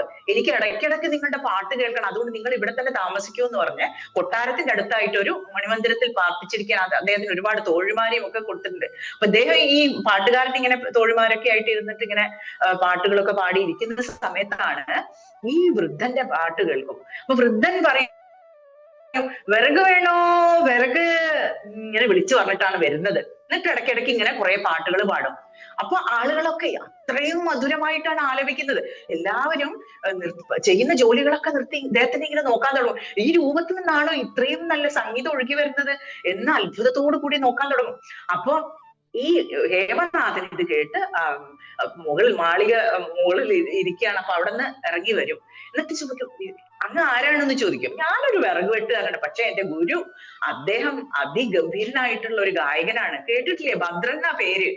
അപ്പൊ ഭദ്രന്റെ ശിഷ്യനായ ഇത്രയും വൃദ്ധനായിട്ടുള്ള ഞാൻ ഇങ്ങനെ പാടുന്നുണ്ടെങ്കിൽ എത്ര നന്നായിട്ട് എന്റെ ഗുരു പാടും എന്ന് അദ്ദേഹത്തിനെ കൂടി തോന്നിപ്പിക്കണം. അതേ വേണ്ടു. ഈ ഹേമനാഥന് തോന്നണം, ഓ ഇത്ര നന്നായിട്ട് ഇയാൾ പാടുന്നുണ്ടെങ്കിൽ ഇയാളുടെ ഗുരു അതിനേക്കാളും എത്ര നന്നായിട്ട് പാടുമായിരിക്കും. അപ്പൊ പിന്നെ നാളെ ഒരു മത്സരം വെച്ചിട്ടുണ്ടല്ലോ, ഞാനിവിടെ നിന്നാ ശരിയാവില്ല. ഇങ്ങനെ തോന്നിപ്പിച്ചു എന്ന് വേണം പറയാൻ. അപ്പൊ ഹേമനാഥൻ രാഖി രാമായണം നാട് വിടുന്നതാണ്. ആരും അറിയാതെ തന്റെ സാധനങ്ങളൊക്കെ എടുത്ത് വന്ന വഴിക്ക് തിരിച്ചു ഓടിപ്പോയി. അങ്ങനെ വൃദ്ധന്റെ അപ്പൊ അദ്ദേഹം ഇങ്ങനെയാണ് പറയുന്നത്, ശിവ ശിവ, ഈ ഗായകൻ ഇവന്റെ ഗാനം ഇത്രയും മഹാത്ഭുതമാണെങ്കിൽ, ശിഷ്യൻ ഇങ്ങനെയാണെങ്കിൽ ഗുരുനാഥന്റെ ഗാനമഹിമ എന്തായിരിക്കും? അവനോട് സഭയിൽ പാടുവാനാണ് രാജാവ് ആവശ്യപ്പെട്ടത്. അതിന് ഞാൻ ഒട്ടും പോരാ, ഇവിടെ നിന്ന് ഗമിക്കുകയേ വഴിയുള്ളൂ. ഇങ്ങനെ പറഞ്ഞ് ഗായക ശ്രേഷ്ഠൻ ആരോരും അറിയാതെ ശിഷ്യന്മാരോടൊപ്പം അവിടം വിട്ട് ഓടിപ്പോയി. ഭഗവാൻ അന്ന് രാത്രി ഭദ്രനോട് സ്വപ്നത്തിൽ എല്ലാ വിവരവും അരുളി ചെയ്തു. ഭദ്രൻ പുലർകാലത്ത് എണീറ്റ് കുളിച്ച് ഹാലാസ്യനാഥനായ സുന്ദരേശനെ നമസ്കരിച്ച് പലവിധ സ്തോത്രങ്ങളാൽ സ്തുതിച്ച് അനന്തരം രാജസന്നിധിയിൽ ധൈര്യത്തോടെ പറഞ്ഞു, ചോളഗായകനെ വരുത്തിയാലും ഞാൻ പാടി ജയിക്കുന്നുണ്ട്. അങ്ങനെ പറഞ്ഞ് ഗായകൻ നമ്മുടെ ഭദ്രൻ പറയും. അപ്പോ രാജാവ് ചോളഗായകനെ വരുത്താൻ വേണ്ടി ആളയച്ചു പോയ സമയത്ത് കിങ്കരന്മാര് പറയും, രാജാവേ അദ്ദേഹം പോയി കഴിഞ്ഞു. എന്താ കാരണം എന്നറിയില്ല, അദ്ദേഹം ഇന്നലെ ഉച്ചയോട് കൂടി പോയി കഴിഞ്ഞു എന്ന് പറയും. അങ്ങനെ രാജാവ് ഒരുപാട് ആ മത്സരത്തിൽ ജയിച്ച ആൾക്ക് കൊടുക്കാൻ വേണ്ടിയിട്ടുള്ള കുറെ ധനമൊക്കെ എടുത്തു വെച്ചിട്ടുണ്ട് രാജാവ്. അതൊക്കെ എടുത്ത് ഭദ്രൻ ദാനം ചെയ്തു. ഭദ്രൻ എന്ത് ചെയ്തു? അതൊക്കെ അതിന്റെ പാതി എടുത്ത് ഭഗവാന് നേരെ കൊണ്ടുപോയി സമർപ്പിക്കുകയാണ്. ബാക്കിയുള്ളത് ശിവഭക്തന്മാരായ ബ്രാഹ്മണർക്ക് ദാനം ചെയ്യുകയും ചെയ്തു. ശിവഭക്ത ശിരോമണിയായ ഭദ്രന്റെ മഹാഭാഗ്യത്തെയും ഭഗവാന്റെ ഭക്തവാത്സല്യത്തെയും എല്ലാവരും പ്രശംസിച്ചു. ഇങ്ങനെ ഉള്ള ഹാലാസ്യനാഥൻ ത്വം ബ്രഹ്മാദ്വിതീയം ച പരിപൂർണം പരാത്പരം ഇതി കോ ഗീയതേ വേദൈ സംവന്ദേ സോമസുന്ദരം ജ്ഞാതൃജ്ഞാനജ്ഞേയരൂപം വിശ്വം വ്യാപ്യവ്യവസ്ഥിതം സ്വയം സർവൈരദൃശ്യോയം തം വന്ദേ സോമസുന്ദരം. ഇങ്ങനെ പ്രാർത്ഥിച്ച് ഭഗവാനെ സ്തുതിച്ചുകൊണ്ട് അങ്ങനെ ജീവിതം മുന്നോട്ട് പോയി. 42ാമത്തെ ലീല. അപ്പൊ ചേരഭൂപന് പത്രം അയച്ച കഥ, ഇതും ഭദ്രനെ തന്നെ റിലേറ്റഡ് ആയിട്ടുള്ള ഒരു സ്റ്റോറിയാണ്. അങ്ങനെ ഭദ്രൻ ഈ ധനമൊക്കെ കിട്ടി, ഇങ്ങനെയുള്ള സമ്മാനങ്ങളെല്ലാം കിട്ടി. ഭദ്രന് കുറച്ചും കൂടി സമയം ഭഗവാനെ ഭജിച്ചുകൊണ്ട് വീട്ടിൽ തന്നെ ഭഗവാനെ പൂജ ചെയ്തിട്ടും ഭഗവാന് വേണ്ടി സ്തുതിഗീതങ്ങളൊക്കെ പാടിയിട്ട് ഇങ്ങനെ ഇരിക്കണം എന്നുള്ള ഒരു ആഗ്രഹം വന്നു. അപ്പൊ അദ്ദേഹം പതുക്കെ രാജസേവ അങ്ങോട്ട് ഉപേക്ഷിച്ചു. രാജാവിനെ സ്തുതിക്കുന്ന നിർത്തി ഭഗവാനെ മാത്രം സ്തുതിച്ചാൽ മതിയെന്ന് തീരുമാനിച്ചു. അങ്ങനെ ദേവദേവന്റെ പാദപങ്കജങ്ങളിൽ ആസക്തമായ മനസ്സോടുകൂടി കഴിഞ്ഞുകൂടി ഗാനസ്വരൂപനായ സുന്ദരേശനെ ഗാനാമൃതം കൊണ്ട് തന്നെ സേവിച്ച് രാപ്പകൽ ജീവിതം നയിച്ചു. ഭക്തപ്രിയനായ ഭഗവാൻ ഭദ്രന്റെ ഗാനത്താൽ ആകൃഷ്ടനായി വീണ്ടും വീണ്ടും സന്തോഷത്തോടെ ഗംഗാജലം തുളുമ്പി വീടുമാട് തലയാട്ടി ഇങ്ങനെ രസിക്കും. ഭദ്രൻ ഇങ്ങനെ പാടിക്കൊണ്ടിരിക്കുമ്പോ, അപ്പൊ നമ്മൾ പാടിയപ്പോഴൊക്കെ ഭഗവാൻ ഇങ്ങനെ രസിക്കുന്നുണ്ടാവും. തലയാട്ടി കൊള്ളാം കൊള്ളാം എന്ന് പറഞ്ഞ് ഭഗവാൻ ഇങ്ങനെ തലയാട്ടി രസിച്ച് ഇങ്ങനെ പാട് ഇനിയും പാട്. അങ്ങനെ ഭഗവാൻ പറഞ്ഞാൽ പിന്നെ ഭക്തന് പാടാണ്ടിരിക്കാൻ പറ്റുമോ? അപ്പൊ ഭക്തൻ പാടിക്കൊണ്ടിരിക്കും. അങ്ങനെ ആ അമൃതത്തിന്റെ മാധുര്യം അതിങ്ങനെ നുകർന്ന് ഭദ്രൻ ഇങ്ങനെ പാടി ജീവിതം മുന്നോട്ട് പോവാണ്. അങ്ങനെ ഒരു ദിവസം സുന്ദരേശൻ എന്ത് ചെയ്തു? ഭഗവാൻ ഇങ്ങനെ ഇഷ്ടം കൂടിയിട്ട് ഭദ്രനോടുള്ള സ്നേഹം അനുദിനം വർദ്ധിച്ചു വരികയാണ്. അപ്പൊ നമുക്ക് കാണാം ഭഗവാന്റെ 2 തലങ്ങൾ ഉണ്ടെന്ന് പറഞ്ഞു. ഒന്ന് നിശ്ചലമായിരിക്കുന്ന സാക്ഷീരൂപനായിട്ടുള്ള unmanifest form of awareness, unmanifest form of Shiva. അത് ഒരു ഭാഗം ചലിക്കാതെ, അതാണ് മൂലലിംഗമായിട്ട് സുന്ദരേശലിംഗമായിട്ട് നമ്മൾ പൂജിക്കുന്നത്. അതിൽ നിന്നാണ് അവതാരെടുത്തിട്ട് ഇങ്ങനെ വരുന്നത് ഓരോരോ രൂപത്തില്. അപ്പൊ ഈ കളിക്കുന്ന ഈ ഒരു രൂപം അത് ടാഞ്ചിബിൾ ആണ്, അത് നമുക്ക് കളിക്കാൻ അവൈലബിൾ ആണ്. അപ്പൊ നമുക്ക് അൺമാനിഫെസ്റ്റ് ആയിട്ടുള്ള അരൂപമായിട്ടുള്ള നിർഗുണമായിട്ടുള്ള ആ ഒരു ഉപാസനയിൽ നമുക്ക് ഈ കളി പറ്റില്ല. അത് കുറച്ചും കൂടി ഡ്രൈ ആയിട്ടുള്ള ഭാഗത്താണ്. നമുക്ക് ഈ കളിക്കാൻ രസം ഇതാണ്, ഭക്തിയല്ലേ രസം. ഇവിടെ നമുക്ക് കളിക്കാം, എന്തോ അങ്ങോട്ട് എല്ലാം അപ്പുറത്തിരുന്നിട്ട് ഭഗവാന് പറയും കേൾക്കും, നമുക്ക് എല്ലാം ചെയ്യാം. അപ്പൊ നമ്മുടെ കൂടെ ഒരാളായി നിന്നും കൊണ്ട് നമ്മുടെ ജീവിതത്തിലെ എല്ലാ കാര്യങ്ങളിലും ഭഗവാനെ എങ്ങനെ ഉൾപ്പെടുത്താം എന്നാണ് ഈ കഥകളിലുടനീളം നമുക്ക് കാണാൻ പറ്റുക. അപ്പൊ ഇവിടെ അപ്പൊ ഭഗവാൻ എന്ത് ചെയ്തു, ഇഷ്ടം കൂടിയിട്ട് ഭദ്രൻ എന്തൊക്കെയാ ഞാൻ കൊടുക്കുക, എവിടുന്നാ എവിടുന്നാ കിട്ടുക എന്നൊക്കെ നോക്കി നടക്കുക ഭഗവാൻ. എന്നിട്ട് എന്താ ചെയ്യാ, ഈ ഇവരുടെ രാജകൊട്ടാരത്തിൽ ഖജനാവിൽ സൂക്ഷിച്ചിരിക്കുന്ന ധനം ഓരോ ദിവസം കുറച്ച് കുറച്ചായി എടുത്തിട്ട് ഭദ്രന് കൊണ്ടു കൊടുക്കും. നോക്കുമ്പോ ആർക്കും കൂട്ട് വിളിച്ചിട്ടൊന്നുമില്ല, പക്ഷെ ധനം ഇങ്ങനെ കുറഞ്ഞു കുറഞ്ഞു വരുന്നതായിട്ട് കാണുന്നുണ്ട്. വളരെ വിലപിടിപ്പുള്ള രത്നങ്ങളും സ്വർണങ്ങളും എല്ലാം എടുത്തിങ്ങനെ കൊടുക്കും. അപ്പൊ ഭദ്രൻ അതൊക്കെ ഒന്നും ഭദ്രൻ വെക്കില്ല. അതുകൊണ്ടാണ് ഭഗവാന് ഭദ്രനെ ഇത്ര സ്നേഹം തോന്നാൻ. അതാണ് മനസ്സിലാക്കേണ്ടത്. ഈ നിഷ്കളങ്കത നമുക്ക് ബാക്കി എല്ലാവരെയും പറ്റിക്കാൻ പറ്റും, പക്ഷെ ഭഗവാനെ പറ്റിക്കാൻ പറ്റില്ല. ബിസിനസ് എന്ന് പറഞ്ഞ ബിസിനസ് ആയിരിക്കും. നമ്മൾ അങ്ങനെ എന്തെങ്കിലും ഒരു തരത്തിൽ നമ്മളിപ്പോ ഒരു വഴിപാട് നേർന്നു, ഇന്ന കാര്യം സാധിച്ചാൽ ഇന്ന കാര്യം ചെയ്തോളാം, എന്നിട്ട് അതൊരു ബിസിനസ് ഡീലാണ് ഭഗവാനുമായിട്ട്. അത് അതേപോലെ ചെയ്തിട്ടില്ലെങ്കിൽ പല തരത്തിലുള്ള ബുദ്ധിമുട്ടുകളും നമുക്ക് അത് വരും, നമ്മൾ ഓടിപ്പോയി ചെയ്യുകയും ചെയ്യും. അപ്പൊ ഇത് മനസ്സിലാക്കാൻ പറ്റും. ഇങ്ങനെ ഒരു ഡീലാണെങ്കിലോ, ഭക്തിയുടെ ഡീൽ അതൊന്നും ഉണ്ടാവില്ല. ഇങ്ങനത്തെ അവിടെ നമുക്ക് എന്തും പറയാം, എല്ലാ തരത്തിലുള്ള സ്വാതന്ത്ര്യം ഉണ്ട്. കാരണം ഹൃദയത്തിൽ മുഴുവൻ ഭക്തിയാണ്. ഭഗവാനാണ് എനിക്ക് എല്ലാം, സർവസ്വവും ഭഗവാനാണ് എന്ന് കരുതിയിട്ടുള്ള ആ ഒരു ഭക്തിയുടെ ഭാവമാണ്. അവിടെ ഇതെല്ലാം നടക്കും. അപ്പൊ പറയും, മന്നവന്റെ മിന്നുന്ന ഭൂഷണജാലങ്ങൾ, രാജാവിന്റെ ആഭരണങ്ങളും രത്നങ്ങളും എല്ലാം എടുത്ത് കൊടുക്കും. അപ്പൊ ഇയാൾ എന്താ ചെയ്യാ, അതെല്ലാം എടുത്ത് അദ്ദേഹം ദാനം ചെയ്യും. ദാനം ചെയ്ത് ഖജനാവിൽ കാര്യങ്ങളൊന്നും അധികം ഇല്ല. ഈ ഭദ്രന്റെ അടുത്താണെങ്കിലോ ഈ ഭദ്രൻ ഒന്നും വെക്കില്ല, മുഴുവൻ എടുത്ത് ദാനം ചെയ്യും. അപ്പോ ഒരു ദിവസം സുന്ദരേശനെ പ്രാർത്ഥിച്ച് ഭദ്രൻ പറയും, ഭഗവാനെ ഹാലാസ്യനാഥ. അപ്പൊ ഇങ്ങനെ കിട്ടിക്കൊണ്ടിരിക്കുമ്പോ ആളുകൾ എന്ത് ചെയ്യും, വന്ന് വാങ്ങിക്കൊണ്ടിരിക്കും അല്ലെ. അങ്ങനെ വന്നുകൊണ്ടിരിക്കും. ഭദ്രന് പിന്നെ കൊടുക്കാനൊന്നുമില്ല. അപ്പൊ ഭദ്രൻ പ്രാർത്ഥിക്കും, ഭഗവാനെ ഒന്നുമില്ല എന്റെ അടുത്ത്, ഇനി ഒന്ന് വേഗത്തിൽ എന്തെങ്കിലും തരണേ, എനിക്ക് കുറച്ച് കാശിന്റെ ആവശ്യമുണ്ട്. അപ്പൊ ഭഗവാൻ പറയും, അങ്ങയുടെ പാദം അല്ലാതെ എനിക്ക് ഒരു ഗതിയും ഇല്ല, ഇവിടെ നിറയെ ആളുകളുടെ ക്യൂ ആയിട്ട് നിൽക്കുകയാണ്, ഭഗവാനെ എന്തെങ്കിലും തരണേ വേഗത്തില്.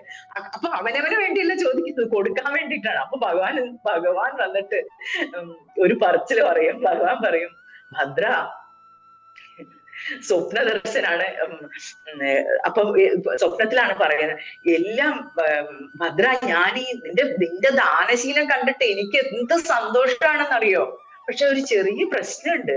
ഈ തന്ന ആഭരണങ്ങളും ധനങ്ങളൊക്കെ ഇല്ലേ, ഇതൊക്കെ ഞാൻ ഖജനാവിൽ നിന്ന് എടുത്തോണ്ട് തന്നതാണ്. അതൊക്കെ കഴിഞ്ഞു തുടങ്ങിയിരിക്കുന്നു. ഇപ്പൊ രാജാവ് ഇതാരാ ഈ ധനമൊക്കെ എടുത്ത് കൊണ്ടുപോകുന്നെന്ന് അറിയാതെ മനസ്സ് വളരെ വിഷമിച്ചിരിക്കുകയാണ് രാജാവ്. അതുകൊണ്ട് ഭദ്ര, ഇത് വളരെ പ്രയാസമാണ് എന്ന് പറയും. നീ ഒരു കാര്യം ചെയ്യ്, ഇനി വേറൊരു വഴി നമുക്ക് കണ്ടുപിടിച്ചേ പറ്റും. ഞാൻ പറഞ്ഞുതരാം എന്താ ചെയ്യേണ്ടതെന്ന്. ഞാൻ ചേര രാജാവായിട്ടുള്ള രാജാവ്, ഇപ്പൊ ഉള്ള ചേരഭൂപൻ എന്റെ വലിയ ഭക്തനാണ്. അപ്പൊ ഞാൻ അദ്ദേഹത്തിന് വേണ്ടി ഒരു പത്രിക തരാം, നീ അതുമായിട്ട് പോയിട്ട് ഈ ചേരരാജാവിന് കൊടുക്കണം, നിനക്ക് എന്താ വേണ്ട ധനം അദ്ദേഹം തരും എന്ന് പറയും. അങ്ങനെ എന്നിട്ട് എന്ത് ചെയ്തു ഭഗവാൻ, ചേരരാജാവിന് സ്വപ്നത്തിൽ ദർശനം കൊടുത്തിട്ട് പറയും, എന്റെ ഒരു ഭക്തൻ ഇവിടെ വരുന്നുണ്ട്, അദ്ദേഹത്തിന് വേണ്ടതൊക്കെ കൊടുക്കണം എന്ന് പറയും.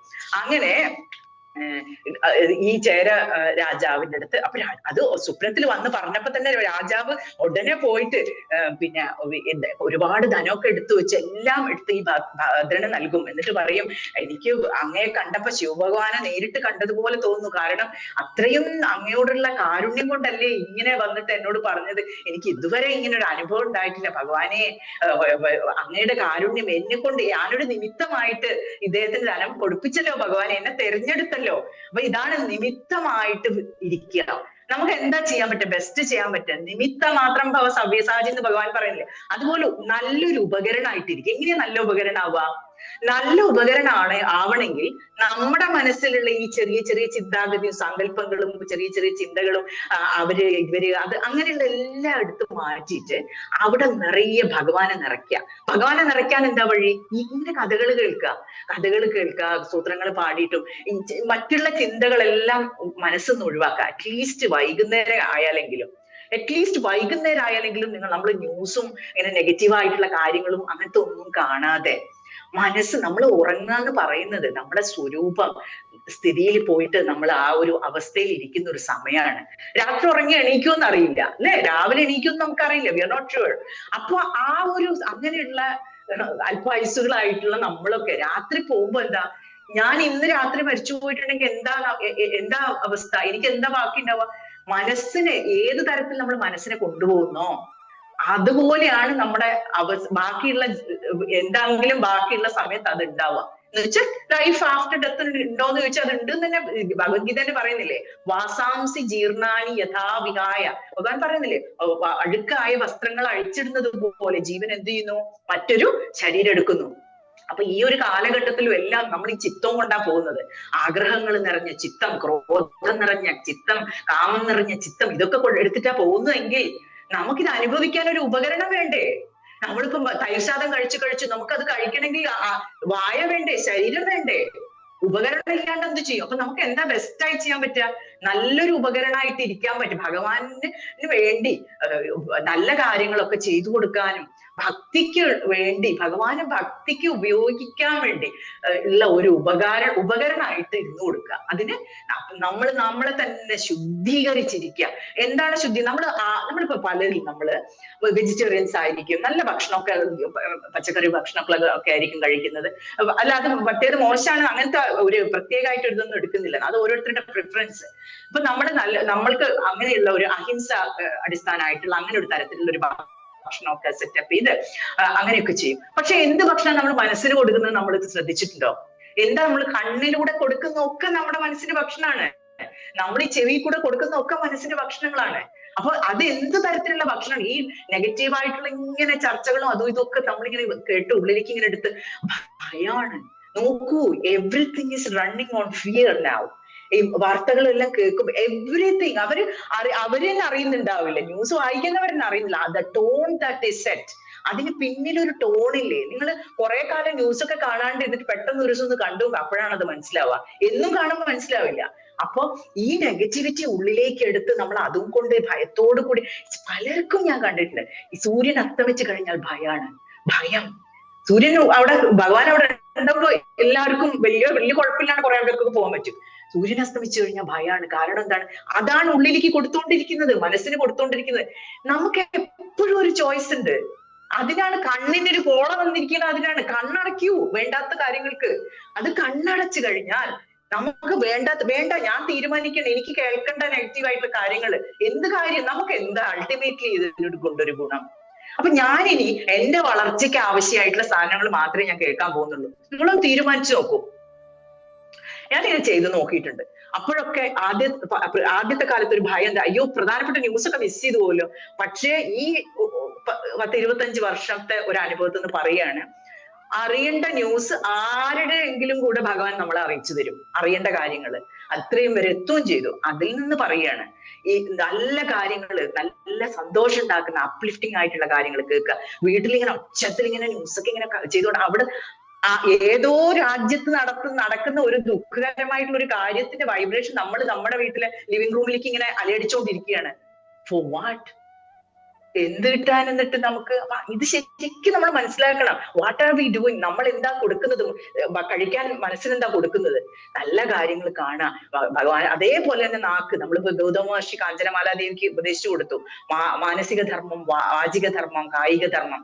ശരീരം കൊണ്ട് ചെയ്ത് നമ്മളൊക്കെ നല്ല ആരോഗ്യവാന്മാരായിരിക്കും, ചിലപ്പം നടക്കും, എല്ലാം വ്യായാമം വേണം, നല്ല ആഹാരം വേണം, ധ്യാനം, ജപം, ഇതൊക്കെ നാക്കിൽ ഒരു നാമം ഇങ്ങനെ കളിച്ചോട്ടെ. അവിടെ എന്താ നമുക്ക് ഒരു നഷ്ടം? അതിങ്ങനെ നിങ്ങളോട് അധികം ഇതിപ്പം ആദിശങ്കരുടെ ഗ്രൂപ്പിലൊന്നും അധികം പറയണമെന്നില്ല, ഞാൻ എന്റെ ചാനലിലും കൂടി ഇത് റെക്കോർഡ് ചെയ്യുന്നുണ്ട്. അപ്പൊ അവിടെ കേൾക്കുന്നവർക്കും കൂടി പറയുകയാണ്, എന്തെങ്കിലും ഒരു നാമം നമുക്ക് നാക്കിൽ ഇങ്ങനെ അവിടെ കളിയാടട്ടെ. അത് ഏതൊക്കെ തരത്തിലാണ് നമ്മളെ രക്ഷിക്കുന്നതെന്ന് പറയാൻ പറ്റില്ല. പൂന്താനം പറഞ്ഞതുപോലെ അദ്ദേഹം പറഞ്ഞില്ലേ, തിരുനാമങ്ങൾ നാവിന്മേൽ എപ്പോഴും, അത് നാവിന്മേൽ എപ്പോഴും തിരുനാമങ്ങൾ വരട്ടെ, അത് തന്നെ മതി ഒരു മനുഷ്യന് കലികാലത്തിൽ രക്ഷപ്പെടാൻ. അപ്പൊ ഒരു ഗുരു ഇല്ലല്ലോ, എനിക്കൊരു ചെയ്യാൻ പ്രാക്ടീസ് ഇല്ലല്ലോ, ഒന്നും വേണ്ട, ഇവിടെ തുടങ്ങും. നമുക്ക് എല്ലാത്തിൽ 100% നമ്മൾ ചെയ്യുന്നുണ്ട്. നമുക്കൊരു ഇത്തിരി സമയമുണ്ട്, ഒരു അരമണിക്കൂർ ഉണ്ട് വിചാരിക്കും. അപ്പൊ ആ അരമണിക്കൂർ നമ്മൾ 100% ഈ ഫോൺ കൊണ്ട് കളിക്കാണ്ട് ഒക്കെ ആയിട്ട് നമ്മളിങ്ങനെ 100% ഇരുന്ന് ശരിക്കും ശ്രദ്ധയോടെ ജപിക്കുന്നുണ്ടോ? ആലോചിച്ച് നോക്ക്. ചെയ്യുന്ന കാര്യം നമ്മൾ 100% ചെയ്യുന്നുണ്ടോ എന്നുള്ളത് നമ്മൾ ചിന്തിച്ചു നോക്കേണ്ട കാര്യമാണ്. കാലം അധികമൊന്നുമില്ല, പെട്ടെന്ന് ജീവിതം ഇങ്ങനെ മുന്നേ പോയിക്കോളും. നമുക്ക് ആകെയുള്ള നമ്മുടെ കയ്യിൽ 2 സാധനങ്ങൾ. എന്താ പറഞ്ഞത്? 2 കാര്യങ്ങൾ. ഒന്ന് ശ്രദ്ധ. നമുക്ക് നമ്മുടെ കയ്യിലുള്ള ശ്രദ്ധ എന്ന് പറയുന്ന ഈ ധനം ഈ സോഷ്യൽ മീഡിയയും എല്ലാം നമ്മളുടെ അടുത്ത് ഓരോ മിനിറ്റിലും ഹൈജാക്ക് ചെയ്തുകൊണ്ടിരിക്കുകയാണ്. അത് മനസ്സിലാവുന്നുണ്ടോ? ഓരോ മിനിറ്റിലും നമ്മൾ, ഫോർ എക്സാമ്പിൾ, നമ്മളിപ്പോ ഒരു യൂട്യൂബിൽ ഒരു വീഡിയോ, നമുക്കൊരു ഭജൻസിന്റെ ഒരു വീഡിയോ കേൾക്കണം. അത് തപ്പാൻ ഒരു ക്ലിക്ക് ചെയ്തത് അപ്പോഴേക്കും ബംബാർഡാണ്. അത് നിറയെ വീഡിയോസ് വന്നിങ്ങനെ നമ്മൾ ക്ലിക്ക് ചെയ്യാണ്ട് തന്നെ പ്ലേ ചെയ്ത് നമ്മളിങ്ങനെ പരിഭ്രമിച്ചു. അയ്യോ, ഞാൻ എന്തിനായിരുന്നു വന്നത് ഇവിടെ, ഞാൻ എന്തോ നോക്കാൻ വന്നത്, എന്താണെന്ന് മറന്നു പോയി കഴിഞ്ഞു. അതാണ് അനുഭവം. അപ്പൊ ഇപ്പൊ ഞാൻ എന്താ ചെയ്യുന്നതെന്നറിയോ? ഈ കുറച്ച് വീഡിയോസ് നമുക്ക് കേൾക്കാൻ ഇഷ്ടമുള്ള കുറച്ച് ഭജൻസും കാര്യങ്ങളൊക്കെ ഡൗൺലോഡ് ചെയ്ത് വെച്ചിരിക്കുകയാണ്. എന്നാ പിന്നെ അങ്ങോട്ട് ഹോമിലേക്ക് പോകേണ്ട ആവശ്യമില്ല, നേരെ ഡൗൺലോഡ്സിൽ പോയിട്ട് പ്ലേ ചെയ്ത്, എന്നാ പിന്നെ ഈ പരിഭ്രമം ശ്രദ്ധ പോയില്ല. നമ്മൾ വന്ന കാര്യം എന്താണെന്ന് നമുക്ക് ഓർമ്മയില്ല. അപ്പൊ നമുക്കുള്ള ഏറ്റവും പ്രധാനപ്പെട്ട ഒരു ഭക്തന്, സാധകന് കയ്യിലുള്ള ഏറ്റവും പ്രധാനപ്പെട്ട സാധനം എന്താണ്? ശ്രദ്ധ. ശ്രദ്ധ. അതാണ് ഭഗവാൻ പറഞ്ഞത്, ശ്രദ്ധാവാൻ ലഭതേ ജ്ഞാനം. ഈ ശ്രദ്ധയെ കുറിച്ച് എല്ലാ ഋഷീശ്വരന്മാരും നമ്മുടെ ശാസ്ത്രങ്ങളിൽ എങ്ങും കൊട്ടിഘോഷിക്കുന്നുണ്ട്. അപ്പൊ ഈ കാര്യം മനസ്സിൽ വെക്കുക. എനിക്ക് എന്റെ ലക്ഷ്യം ഞാൻ ഉറപ്പിച്ചോ? സ്വയം ചോദിക്കാം. ഈ ലക്ഷ്യം ഉറപ്പിക്കാൻ വേണ്ടിയുള്ള മാർഗം, അതാണ് ധർമ്മം, അത് ഞാൻ ആചരിക്കുന്നുണ്ടോ? മനസ്സിലാണ് എല്ലാ ധർമ്മവും തുടങ്ങുന്നത്. ലക്ഷ്യം ഉറപ്പിച്ചു കഴിഞ്ഞാൽ നമുക്ക് ആരും പറഞ്ഞു തരും. നമ്മളൊരാളെ ഒരുപാട് ഇഷ്ടപ്പെടുന്നുണ്ട്, പ്രണയിക്കുന്നുണ്ട്, നമുക്ക് ആരെങ്കിലും വന്ന് പറഞ്ഞു തരണോ? കൃത്യം 4:30 നിങ്ങൾ അയാളെ കുറിച്ച് ഓർമ്മിക്കണം എന്ന് പറഞ്ഞു തരേണ്ട ആവശ്യമുണ്ടോ? ഇല്ല. നമ്മളെ ബാക്ക് ഓഫ് ദ മൈൻഡ് എപ്പോഴും അയാളുണ്ട്. ഇതുപോലെ ഭഗവാനെ വെക്കണം. അല്ലാതെ നമ്മൾ ലൂക്ക് വാം സ്പിരിച്വാലിറ്റി ആയിട്ട് ചെറിയ ഭക്തി, സന്ധ്യയ്ക്ക് ഞാൻ ഇരുന്ന് ജപിക്കും, അങ്ങനെ അത് പോരാ. അത് ആയാൽ അത് ചെറിയ സ്ലോ ആയി പോകുന്ന വണ്ടിയാണ്. അതിൽ പോയാൽ മതി, അത് മതി. പക്ഷെ അതിലും ഫാസ്റ്റ് ആയി പോകാൻ പറ്റുന്ന വഴികളുണ്ട്. എന്താണ്? ലക്ഷ്യം ഉറപ്പിച്ച്. ഇതാണ് വ്യവസായാത്മിക ബുദ്ധി രേഖ ഒരു നന്ദന. ഭഗവാൻ ഗീതയിൽ പറഞ്ഞിരിക്കുന്നത് ഉറപ്പിച്ച ബുദ്ധിയായിരിക്കണം. ബുദ്ധിയാണ് നമ്മുടെ കയ്യിലുള്ളത്, ശ്രദ്ധയാണ് നമ്മുടെ കയ്യിലുള്ളത്. ഇത് മായ സദാ നമ്മളടുത്ത് പരിശ്രമിച്ചുകൊണ്ടിരിക്കും, നമ്മളടുത്ത് ഈ ശ്രദ്ധ വലിച്ചു കൊണ്ടുപോകാൻ. കാരണം എന്താണ്? ഈ കളി മുന്നോട്ട് പോകണ്ടേ? ഈ കളി മുന്നോട്ട് പോകണമെങ്കിൽ എന്ത് ചെയ്യണം? ഈ മായയുടെ 3D മൂവി ഇങ്ങനെ കളിക്കണ്ടേ? അപ്പൊ ഞാൻ ഈ വ്യക്തിയാണ്, ഞാൻ ഈ വേഷമാണ്, അയ്യോ അത് ഇത്, ഈ കളി നടക്കണമെങ്കിൽ ഈ ശ്രദ്ധ അപഹരിച്ചേ പറ്റൂ. അപ്പൊ ശ്രദ്ധ അപഹരിക്കാതിരിക്കാൻ ദേവിനെ നല്ലോണം പ്രാർത്ഥിച്ച്, അമ്മേ, അംബികേ, ജഗന്മയി, മഹാമായേ, എന്നെ ഇതിൽ നിന്നൊന്ന് രക്ഷിക്കണം, ഈ മായയുടെ പിടിയിൽ നിന്ന് എന്ന് പ്രാർത്ഥിച്ച് നമ്മൾ ഈ ശ്രദ്ധയോടുകൂടി ബുദ്ധി നമ്മളെ ഉറപ്പിച്ച് നമ്മളെ മാർഗം നമ്മൾ മുന്നോട്ട് പോയിക്കൊണ്ടിരിക്കുക. ഗുരു ഇല്ലാത്തവർക്ക് അങ്ങനെ ഒരു ഗുരു ആവശ്യമാണെങ്കിൽ വരും. ഇല്ലെങ്കിൽ നമുക്കിതാ ശിവഭഗവാൻ ഗുരുവായിട്ടുണ്ട്, കൃഷ്ണ ഭഗവാൻ ഗുരുവായിട്ടുണ്ട്. എന്റെ യാത്രയിൽ തുടങ്ങിയത് തന്നെ ആരുമില്ല. ഇവിടെ ഇങ്ങനത്തെ ഒരു സ്ഥലത്ത്, ഒരു ക്ഷേത്രം പോലും ഇല്ലാത്തൊരു സ്ഥലത്തായിരുന്നു ഞാൻ ജീവിക്കുന്നത്. അവിടെ ഇതൊക്കെ ഹൃദയത്തിലാണെങ്കിൽ ഭഗവാനോടുള്ള അത്യധികമായിട്ടുള്ള ആ സ്നേഹം ഇങ്ങനെ ഒരു അഗ്നിയായിട്ട് ജ്വലിക്കാൻ തുടങ്ങി. അതിന് ഒന്നുമില്ല, ഗുരുവില്ല, ഒരു ക്ഷേത്രം പോലും ഇല്ല, എന്റെ അടുത്ത് ശാസ്ത്രങ്ങളും ഇല്ല, ഒന്നുമില്ല. പണ്ട് എപ്പോഴോ വാങ്ങി വെച്ചൊരു ഭഗവത്ഗീത മാത്രമുണ്ട് കയ്യില്. പിന്നെ ഊണിലും ഉറക്കത്തിൽ ഉറങ്ങാൻ പോകുമ്പോൾ പോലും അടുത്ത് വെക്കും ഭഗവത്ഗീത. കാരണം എനിക്ക് മനസ്സിലായി, ഇത് മാത്രമേ ഉള്ളൂ എന്റെ അടുത്ത്, ഒരൊറ്റ സാധനം മാത്രമേ ഉള്ളൂ എന്റെ കയ്യില്, ഭഗവത്ഗീത മാത്രം. അതിങ്ങനെ വായിച്ച് ഒന്നും മനസ്സിലാവുന്നില്ല. സംസ്കൃതം പഠിച്ചു എന്നൊക്കെ പറഞ്ഞിട്ട് ഞാൻ അതുമായിട്ട് ആ ഭാഷ വളർത്താനോ അല്ലെങ്കിൽ ഒന്നും ചെയ്തിട്ടില്ല. അതിപ്പോ നിങ്ങൾക്ക് ഇത് കേട്ടാൽ തന്നെ മനസ്സിലാവും. അപ്പൊ ഒന്നും ചെയ്തിട്ടില്ല. അപ്പൊ പക്ഷെ ഉള്ളത് എന്താണ്? ഭക്തി മാത്രം. ഭഗവാനെ എനിക്ക് ആഗ്രഹം, എനിക്ക് ഭഗവാനെ അറിയണം, എനിക്ക് ഭഗവാനെ വേണം. കാരണം ഈ സുഖങ്ങളും സൗകര്യങ്ങളും ഒന്നും നിലനിൽക്കില്ല എന്നുള്ള ഒരു ബോധ്യം ഉള്ളെന്ന് വരികയാണ്. അത് പൂർവ്വജന്മത്തിലത്തെ ഒരു വാസനയായിരിക്കാം. ഒരു പെട്ടെന്ന് നിങ്ങൾ പലരും ശ്രദ്ധിച്ചാൽ മനസ്സിലാവും, ഒരു 30s എത്തിക്കഴിയുമ്പോ ചിലർക്ക് വളരെ ഇന്റൻസീവായിട്ട് ഒരു ഇന്റൻസിറ്റി വളരെ തീവ്രതയായിട്ട് കൂടിയുള്ള ഒരു ഭക്തി വരും. അത് ഭജിച്ചാൽ കിട്ടാത്ത ഭക്തിയാണ്. അപ്പം ആളുകൾ ഭയപ്പെടാൻ തുടങ്ങും ചുറ്റുമുള്ളവര്. ഇതെന്താ ഇങ്ങനെ ചിലരൊക്കെ പറയും, അച്ഛനും അമ്മയൊക്കെ പൂജാമുറിന്റെ പുറത്ത് ഇങ്ങനെ നടന്നു കളിക്കും, ഞാൻ അകത്തിരിക്കുമ്പോ. എന്റെ ഒരു സുഹൃത്ത് പറഞ്ഞതാണ്, കാരണം അവർക്ക് ഭയം, അയ്യോ കുറെ സമയം പൂജാമുറി പോയി ഇരുന്ന് എന്താ ഈ കുട്ടി കാണിക്കണേ, കുടുംബമൊക്കെ ഉള്ളതല്ലേ. ഇങ്ങനെ ഒരു റിസ്ട്രിക്ഷൻസ് വെച്ച് നമ്മൾ മുന്നോട്ട് പോയാൽ നമ്മൾ അധികം സ്പീഡിലൊന്നും എത്തില്ല എല്ലാവർക്കും വേണ്ടി. നമുക്ക് വേണ്ടത് ചെയ്യാനുള്ള സ്വാതന്ത്ര്യം നമുക്കുണ്ട്. പിന്നെ ഒരു ഭക്തൻ ഒരു സ്റ്റെപ്പ് എടുത്ത് വെച്ചപ്പോ, എനിക്ക് എന്റെ കാര്യത്തിൽ തന്നെ പറയാം, ഇങ്ങനെ ഒരു ഒന്നുമില്ലാത്ത ഒരു സ്ഥലത്ത് ഒന്നുമില്ലാത്ത സ്ഥലത്ത് എന്ന് പറഞ്ഞാൽ നമ്മുടെ സംസ്കാരത്തിലെ വളർച്ചയ്ക്ക് ആവശ്യമായിട്ടുള്ള, അല്ലെങ്കിൽ ജ്ഞാനത്തിന് ആവശ്യമായിട്ടുള്ള ആ ഒരു സാധകന്റെ വളർച്ചയ്ക്ക് ആവശ്യമായിട്ടുള്ള ഒന്നുമില്ല. അപ്പൊ എന്ത് ചെയ്തു, എനിക്കുള്ളത് സമയമാണ്, എനിക്ക് ശ്രദ്ധയുണ്ട്, എല്ലാം മാറ്റിവെച്ച് ഉള്ളിലേക്ക് പോവാനുള്ള ഒരു പ്രാർത്ഥന. അത് പറഞ്ഞറിയിക്കാൻ പറ്റില്ല ആ ഒരു അഗ്നി എന്താണെന്ന്. അത് ചിലർക്കൊക്കെ അത് ഓൾറെഡി തുടങ്ങിയിട്ടുണ്ടാവും. അത് ഭഗവാന്റെ അനുഗ്രഹം കൊണ്ട് മാത്രമേ വരുള്ളൂ. അത് നമുക്ക് ഫോഴ്സ് ചെയ്യാൻ പറ്റില്ല.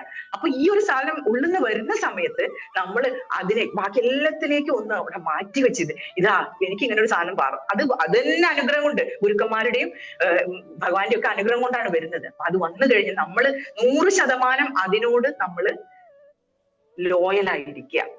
ഇത് മനസ്സിലാക്കി, എനിക്കിത് ഭഗവാനെ വേണം, എനിക്ക് ഭഗവാൻ പലതും തരും, അതിനിടയിൽ പലതും തരും. നമ്മൾ പണ്ട് ചോദിച്ചതൊക്കെ ആയിരിക്കും തരിക, വളരെ ടൈമിങ് വളരെ മോശമായിട്ടായിരിക്കും.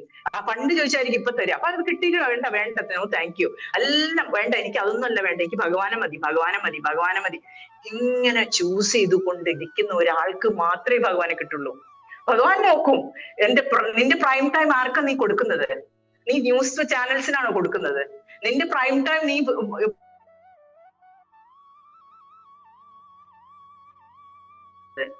എനിക്ക് നീ പ്രൈം ടൈം തന്നെ ഞാൻ എന്നെ നീ നിനക്ക് തരും. അതാണ് ഈ ഒരു ഡീലിന്റെ ഒരു ബാക്ക്ഗ്രൗണ്ട് അങ്ങനെയാണ്. അപ്പൊ നമ്മൾ പിന്നെയും ചൂസ് ചെയ്തുകൊണ്ടിരിക്കണം. എനിക്ക് ഭഗവാനെ മാത്രം മതി എന്ന് പറഞ്ഞ, അതാണ് മാനസിക ധർമ്മം എന്ന് പറയുന്ന ഈ ഗൗതമ മഹർഷി പറയുന്നത്. ലക്ഷ്യം ഉറപ്പിച്ച് പിന്നെന്താ, പിന്നെ അതിനനുസരിച്ചായിരിക്കും നമുക്ക് വാക്കുകളും ശ്രദ്ധയും എല്ലാം നടക്കുമ്പോഴും നമുക്ക് എപ്പോഴും ഉള്ളിലറിയാം, വേഗം പോയി എനിക്ക് എന്റെ ഭഗവാന്റെ ആ ഒരു ഇതിലിരിക്കണം. ഒന്നുമില്ലെങ്കിൽ ഒന്നും വേണ്ട, നമ്മളെ വീട്ടിലൊക്കെ ഉണ്ടാവും ഒരു വിഗ്രഹം, ആ വിഗ്രഹത്തിന്റെ മുകളിൽ തുടങ്ങാലോ. ഭഗവാനെ എല്ലാ സ്ഥലത്തും നിറഞ്ഞു നിൽക്കുന്ന ഭഗവാൻ. അതിനല്ലേ നമ്മുടെ ഗുരുക്കന്മാര് നമുക്ക് ഇത്രയും നല്ലൊരു വഴി കാണിച്ചത്. എന്ത് ഈസിയാ, ഒരു എല്ലാറ്റിലും നിറഞ്ഞു നിൽക്കുന്ന ഭഗവാൻ ഒരു വിഗ്രഹത്തെ കണ്ട എന്താ കുഴപ്പം? ഒരു കുഴപ്പമില്ല. മറ്റുള്ളവർ പറയും, പലതും പറയും, അങ്ങനെയുള്ള ആരാധനാ രീതികൾ എല്ലാം എത്തുന്നത് അവിടെയാണ്. ഒരു വ്യത്യാസവും ഇല്ല. അപ്പൊ എല്ലാവർക്കും അപ്പൊ നമ്മൾക്കുള്ള സമയത്തിന്റെ 100% നമ്മൾ ഭഗവാന് കൊടുക്കുന്നുണ്ട് എന്ന് ഉറപ്പിച്ചു കഴിഞ്ഞാൽ നമ്മളൊരു ഭക്തനായി തീർന്നു. അതുവരെ ഭക്തിയിലേക്ക് നമ്മൾ എത്തില്ല. ചൂസ് ചെയ്തുകൊണ്ടേ ഇരിക്കണം. പലതും കൊണ്ടുവന്നാലും 100% വോട്ട് നമ്മൾ അങ്ങോട്ട് കൊടുക്കണം. അപ്പൊ ഇതാണ് ഭഗവാനിലേക്ക് എത്താനുള്ള. അപ്പൊ ശ്രദ്ധയുടെ കാര്യം പറഞ്ഞതാണിത്. അപ്പൊ ഇനി അടുത്തത് പറയാണ്, ഭദ്രന് ഫലകദാനം കൊടുക്കുകയാണ്. അപ്പൊ ഇതെല്ലാം പിന്നെ ഇങ്ങനെ ഈ ഭദ്രന് ഒരുപാട് ധനമെല്ലാം കൊടുത്തിട്ട് ഭഗവാൻ മതിയാവുന്നില്ല. ഇനി ഒരു സർട്ടിഫിക്കറ്റ് ഓഫ് ഓണറും കൂടി കൊടുക്കണം. അപ്പൊ ഭദ്രൻ എന്ത് ചെയ്തു? മഹാപ്രഭുവായി തീർന്നു ഭദ്രൻ. അത്ര ചേരരാജാവിന്റെ അടുത്ത് പോയപ്പോ എന്ത് ചെയ്തു? ചേരരാജാവ് ധാരാളം ധനം കൊടുത്തു. അപ്പൊ ആ ധനമൊക്കെ എടുത്ത് വന്നപ്പോ നല്ല പ്രഭുവായി തീർന്ന് ഇഷ്ടം പോലെ ദാനം ചെയ്യാം. അപ്പൊ ഇങ്ങനെ ദാനം ചെയ്യലൊക്കെ ചെയ്തിട്ട് ഇങ്ങനെ ഇരിക്കുന്ന സമയത്ത് പറഞ്ഞു, ഇന്നു മുതൽ ഭദ്രന് മനസ്സിലായി കാലം മോശമായി വരികയാണ്, ശത്രുക്കൾ ഇങ്ങനെ പെരുകി. പലപ്പോഴും കാണാം, നമ്മൾക്കൊരു അഭിവൃദ്ധിയും ഇതെല്ലാം വരുമ്പോ പല ഭാഗത്തുനിന്നും ശത്രുക്കള് പൊങ്ങി വരുന്നത് കാണാം. അപ്പോഴൊക്കെ ഇതിൽ പറയുന്ന നല്ലൊരു പോയിന്റ് ഉണ്ട്. എപ്പോഴാണോ കഷ്ടകാലം വരുന്നത്, എപ്പോഴൊക്കെയാണോ നമുക്ക് മനസ്സിനൊരു ക്ലാരിറ്റി ഇല്ലാത്തത്, അപ്പോഴാണ് നമ്മൾ ഏറ്റവും കൂടുതൽ സാധന ചെയ്യേണ്ട സമയം. എനിക്ക് ഇപ്പൊ നമ്മൾ പറഞ്ഞുകൊണ്ടിരിക്കുമ്പോ എനിക്കൊരാളെ അറിയാം, എന്റെ വളരെ അടുത്തൊരാള് അറിയാം, 1,00,000 പഞ്ചാക്ഷരം ഒരു ദിവസം ജപിച്ചുകൊണ്ടിരിക്കുകയാണ്. ഇപ്പൊ നമ്മൾ സംസാരിക്കുമ്പോൾ അദ്ദേഹം ജപിച്ചുകൊണ്ടിരിക്കുകയാണ്. ഇങ്ങനെ എത്രയോ മണ്ഡലങ്ങൾ ഒരു വർഷം ചെയ്യും. 1,00,000 പഞ്ചാക്ഷരം ഒരു മണ്ഡലം ചെയ്താൽ ഒരു 41 ദിവസം ചെയ്തു കഴിഞ്ഞാൽ എത്രയാവും ടോട്ടല്? 41 ലക്ഷം പഞ്ചാക്ഷരം. അങ്ങനെ ഒരു 4 മണ്ഡലം കഴിഞ്ഞാൽ എത്ര കോടിയാവും നോക്കൂ. അപ്പൊ ഇങ്ങനെയൊക്കെ സാധന ചെയ്യുന്ന ആളുകളുണ്ട്. നമ്മൾ മനസ്സിലാക്കണം അത്. നമ്മൾ വിചാരിക്കും നമ്മൾ ഒരുപാട് ചെയ്യുന്നുണ്ടെന്ന്. 1,00,000 ജപിക്കാനുള്ള ഒരു ദിവസം അദ്ദേഹം 7 മണിക്കൂർ 8 മണിക്കൂർ പോരാ, 10 മണിക്കൂർ പൂജാമുറിയില്ല, ഒന്നുമില്ല, ആഹാരം ഒന്നും ഇല്ലാണ്ടാണ് ഭജിക്കുന്നത്. അതൊരു പഴം ഭഗവാനെ നിവേദിച്ച ഫലങ്ങൾ എന്തെങ്കിലും ഉണ്ട്, അത് മാത്രം, പാലുപോലില്ല. അങ്ങനെയുള്ള ആളുകളും ഉണ്ട്. അപ്പൊ നമ്മളൊക്കെ എന്താ ചെയ്യുന്നത് എന്നുള്ളത് നമുക്ക് ആലോചിച്ച് നോക്കാം. നമുക്ക് മനസ്സിലാക്കി വെക്കുന്നത് നല്ലതാണ്. എന്തിനാണ് ഇത് ചെയ്യുന്നത് ചോദിച്ചു കഴിഞ്ഞാൽ പറയും അത് വേണം, അത് ഭൂമിക്ക് ആവശ്യമാണ്. ഇപ്പൊ ഇത്രയ്ക്കും യാതൊരു സ്വാർത്ഥതയും ഇല്ലാതെ നമ്മളൊക്കെ ഒരുപാട് ഭക്തന്മാരെ കണ്ടിട്ടുണ്ടോ നിങ്ങൾ ഇങ്ങനെ ചെയ്യുന്ന ആളുകളെ? 10 മണിക്കൂർ 12 മണിക്കൂർ ജപ, പിന്നെ എന്തിനാ ബാക്കി സമയം? അതും വലിയ പ്രായമൊന്നുമില്ല, വലിയ പ്രായമൊന്നും ആണല്ല. അപ്പൊ അങ്ങനത്തെ എത്രയോ പേരുണ്ട്. എങ്ങനെയാണ് അവർക്കത് സാധിക്കുന്നത്? എനിക്ക് ഭഗവാൻ മാത്രം മതി, ഭഗവാൻ എന്താ സന്തോഷം ഞാനത് ചെയ്യും. നമ്മൾ ഇഷ്ടമുള്ളവർക്ക് വേണ്ടി ചെയ്യില്ല, അതുപോലെ അങ്ങനെയായിരിക്കണം സാധനയും. എനിക്കെന്ത് വേണം, ഇത് വേണം എന്ന് പറഞ്ഞിട്ടല്ല. അപ്പൊ മധുരയിൽ ഭജിക്കാൻ പോയപ്പോഴും എനിക്കത് വേണം എന്നൊന്നും പറഞ്ഞിട്ടല്ല, ഒരു മനസ്സിൽ സങ്കല്പം വെച്ചിട്ടില്ല. ഇഷ്ടം കൊണ്ട് എനിക്ക് ഇങ്ങനെ കണ്ടോണ്ടിരിക്കണം, ഭഗവാനെ കണ്ടോണ്ടിരിക്കണം എന്ന് പറഞ്ഞ് നമ്മൾ പോയിരുന്നാൽ എന്താ, നമ്മൾ അവർക്ക് കണ്ടോണ്ടിരിക്കണം, ഒന്നും ചോദിക്കുന്നില്ല, ഒന്നും വേണ്ട, ജപിച്ചത് മുഴുവൻ അവിടെ സമർപ്പിച്ചു വരികയാണ്. അപ്പൊ അങ്ങനെയുള്ള ഭക്തി നമ്മൾക്ക് ഉണ്ടാവണം മനസ്സിൽ. ഇങ്ങനെയുള്ള എത്രയോ പേരുണ്ട്, അത്രയും ഗംഭീരന്മാരായിട്ടുള്ള സാധകന്മാരുണ്ട്. അപ്പൊ നമുക്ക് പറ്റുന്നതിന്റെ 100% ചെയ്യാൻ, കഷ്ടകാലം ചെയ്തുതരുന്ന സമയത്ത് കൂടുതൽ ഭജിക്കുക. അതാണ് ഭദ്രൻ ഇവിടെ പറയുന്നത്. കഷ്ടകാലം വരുന്നുണ്ട്, ഞാൻ കൂടുതൽ സുന്ദരേശ ധ്യാനവും ഭജനവും ചെയ്യണം എന്ന് പറഞ്ഞിട്ട് അദ്ദേഹം ഭഗവാൻ മാത്രമേ എനിക്ക് ആശ്രയമുള്ളൂ എന്ന് പറഞ്ഞ് ദാരിദ്ര്യം, ആദി, വ്യാധി, ദുഃഖം, പാപം, ശത്രുപീഠ എല്ലാം തീർക്കാൻ മഹേശ്വര സേവ തന്നെയാണ് ഉത്തമം എന്ന് പറഞ്ഞ് അവിടെ പോയി ഹാലാസ്യനാഥന്റെ അടുത്ത് പോയിട്ട് ഭജിക്കാൻ തുടങ്ങും. അങ്ങനെ വാഴുന്ന സമയത്ത് ഭഗവാൻ അത്ര പെട്ടെന്നൊന്നും വരില്ല. നമ്മൾ പറഞ്ഞു, നല്ല പരീക്ഷണങ്ങൾ ഉണ്ടാവും, നമ്മുടെ ശ്രദ്ധ മാറ്റാൻ പല പല പരീക്ഷണങ്ങൾ ഉണ്ടാവും. അപ്പൊ പറയാ, ഞാൻ അങ്ങയുടെ കൈ വിട്ടാലും ഭഗവാനെ അങ്ങ് എന്റെ കൈ വിടരുതേ, മുന്നോട്ട് നടത്തിക്കണേ എന്നുള്ള പ്രാർത്ഥന. അതായിരിക്കണം പ്രാർത്ഥിക്കണ്ടേ. കാരണം നമ്മളെ ചെറിയ മനസ്സ് വെച്ച് നമ്മൾ അത് ഇട്ടോടും. അപ്പൊ ഭഗവാൻ കൈവിടാണ്ട് പിടിച്ചോളും ഇങ്ങനെ പ്രാർത്ഥിച്ചാൽ. അപ്പൊ ഭദ്രൻ ഇങ്ങനെ പ്രാർത്ഥിച്ച് അവിടെ പോയി ഒരു ഭജിക്കുന്ന സമയത്ത് ഭഗവാൻ എന്ത് ചെയ്തു, ഒരു പരീക്ഷണം ചെയ്തു. ഒരു ദിവസം രാത്രി സന്ധ്യാസമയത്ത് ഭദ്രൻ ജപിക്കാൻ സ്തുതിക്കാൻ വേണ്ടി, കീർത്തനങ്ങളിലൂടെയാണ് അദ്ദേഹത്തിന്റെ ആരാധനാ രീതി. അങ്ങനെ കീർത്തനം ചെയ്തു, ക്ഷേത്രത്തിൽ വന്നിച്ച് കീർത്തനം ചെയ്ത സമയത്ത് അതിഭയങ്കരമായ മഴ തുടങ്ങി. ഗർജിക്കുന്നത് പോലെ ഇടിവെട്ടലും മിന്നലും മഴയും ആയിട്ട് ആളുകളൊക്കെ ഭയന്നു വീട്ടിൽ നിന്ന് പുറത്തിറങ്ങാൻ. അങ്ങനെ വെള്ളം, ഫ്ലാഷ് ഫ്ലഡ് എന്ന് പറയില്ലേ, ഇവിടെയൊക്കെ ഉണ്ട്. പെട്ടെന്ന് നമ്മൾ ഒരു കുറഞ്ഞ സമയം കൊണ്ട് ഒരുപാട് മഴ പെയ്ത് അങ്ങ് വർദ്ധിക്കുക ജലം, പെട്ടെന്ന് സ്ട്രീറ്റ്സ് ഒക്കെ ഫ്ലഡ് ചെയ്യാം. അങ്ങനെ അവിടെ ഹാലാസ്യത്തിൽ ഇങ്ങനെ ഭദ്രൻ ജപം ചെയ്യുന്ന സ്ഥലത്ത് ഇങ്ങനെ വെള്ളം കൂടി വരാൻ തുടങ്ങി. അങ്ങനെ ഒരു നന്ദികേശ്വരന്റെ ഒരു പ്രതിമയുടെ ഭാഗത്തേക്ക് ഇങ്ങനെ ഊന്നി നിന്നിട്ടാണ് ഭദ്രൻ ഇങ്ങനെ പാടുകയാണ്. അപ്പൊ ജലം ഇങ്ങനെ ഉയർന്നു വന്നു, നാഭി വരെ എത്തി, നെഞ്ചു വരെ എത്തി, കണ്ഠം വരെ എത്തി. ഭദ്രൻ നിർത്തില്ല, ഞാൻ മരിച്ചാലും ഞാൻ നിർത്തില്ല, ഞാൻ ഉറപ്പിച്ചതാണ്. ഇങ്ങനെ ഭഗവാൻ എന്നെ മരിക്കാൻ വിടുകയാണെങ്കിൽ ഭഗവാന് വേണ്ടാത്ത ഈ ശരീരം എനിക്കെന്തിനാ, ഇങ്ങനെ പറയാൻ പറ്റണം. ഭഗവാന് വേണ്ടാത്ത ശരീരം എനിക്കെന്തിനാ, അടുത്തോളൂ എന്ന് പറഞ്ഞ് പാടി തണുത്ത് വിറച്ച് ആലിപ്പഴം വീഴാൻ, മഴ പോരാഞ്ഞിട്ട് ആലിപ്പഴം വീഴാൻ തുടങ്ങി. അങ്ങനെ ഭദ്രനെ പരീക്ഷിച്ചിട്ടും ഭദ്രൻ എന്ത് ചെയ്തു, ഭദ്രൻ യാതൊരു കുലുക്കവും ഇല്ലാതെ പാടി അത് ഭദ്രന്റെ ഭക്തി കൂടി വന്നു. ഇനിയിപ്പോ ശരീരം പോവാണെങ്കിൽ ഭഗവാന്റെ അടുത്ത് എത്താലോ, ഒരു സംശയമില്ല ഭദ്രന്. അങ്ങനെ പാടി മാറിനേക്കാൾ വെള്ളവും ചളിയും ഒക്കെ പൊങ്ങി വന്നു. എന്നിട്ട് വീണയുടെ തന്ത്രികളൊക്കെ നനഞ്ഞിതാക്കി, അതിന്റെ ശബ്ദമൊക്കെ മാറാൻ തുടങ്ങി, വൈകല്യം വരാൻ തുടങ്ങി നാദത്തിന്. എന്നിട്ടും അതൊന്നും ശ്രദ്ധിക്കാതെ ഭക്തിയോടെ സുന്ദരേശ്വരനെ സ്തുതിച്ച് ഭദ്രൻ പാടാൻ തുടങ്ങി. ചെളി പിന്നെയും കൂടി വന്നു, ഒന്നും വകവെച്ചില്ല. ഈശ്വരൻ ഏറ്റവും പ്രസന്നന. അത് കണ്ട് ഭഗവാന്റെ കണ്ണുകളിൽ നിന്നിങ്ങനെ കണ്ണുനീരിൽ നിന്നിങ്ങനെ പൊഴിഞ്ഞ്, ആ കാരുണ്യത്തിന്റെ കണ്ണുനീരാണ് മഴ പോലെ വരുന്നത് എന്ന് നമുക്ക് തോന്നും അത് കാണുമ്പോ. അപ്പൊ അത് കണ്ട ഭദ്രനെ നോക്കിക്കൊണ്ട് പറയും, ഇതിൽ ഒരുപാട് എനിക്ക് സന്തോഷായി എന്ന് പറഞ്ഞുകൊണ്ട് ഭഗവാൻ ഒരു കാര്യം ചെയ്യും. ഭദ്രൻ ഇങ്ങനെ അതിൽ ലയിച്ച് പാടുകയാണ്, ഭക്തിയിൽ ലയിച്ച് പാടുമ്പോ ഈ വെള്ളമൊക്കെ പെട്ടെന്ന് അങ്ങോട്ട് വറ്റിച്ചു. എന്നിട്ട് ആ നിലത്ത് ഒരു രത്നങ്ങളും സ്വർണവും പതിച്ചിട്ടുള്ള ഒരു ഫലകം, ഒരു സർട്ടിഫിക്കറ്റ് ഓഫ് ഓണർ എന്ന് പറയുന്നത് പോലെ ഒരു ഫലകം അവിടെ വെച്ചു. എന്നിട്ട് എല്ലാം ഇനി ഇത് ഈ ലോക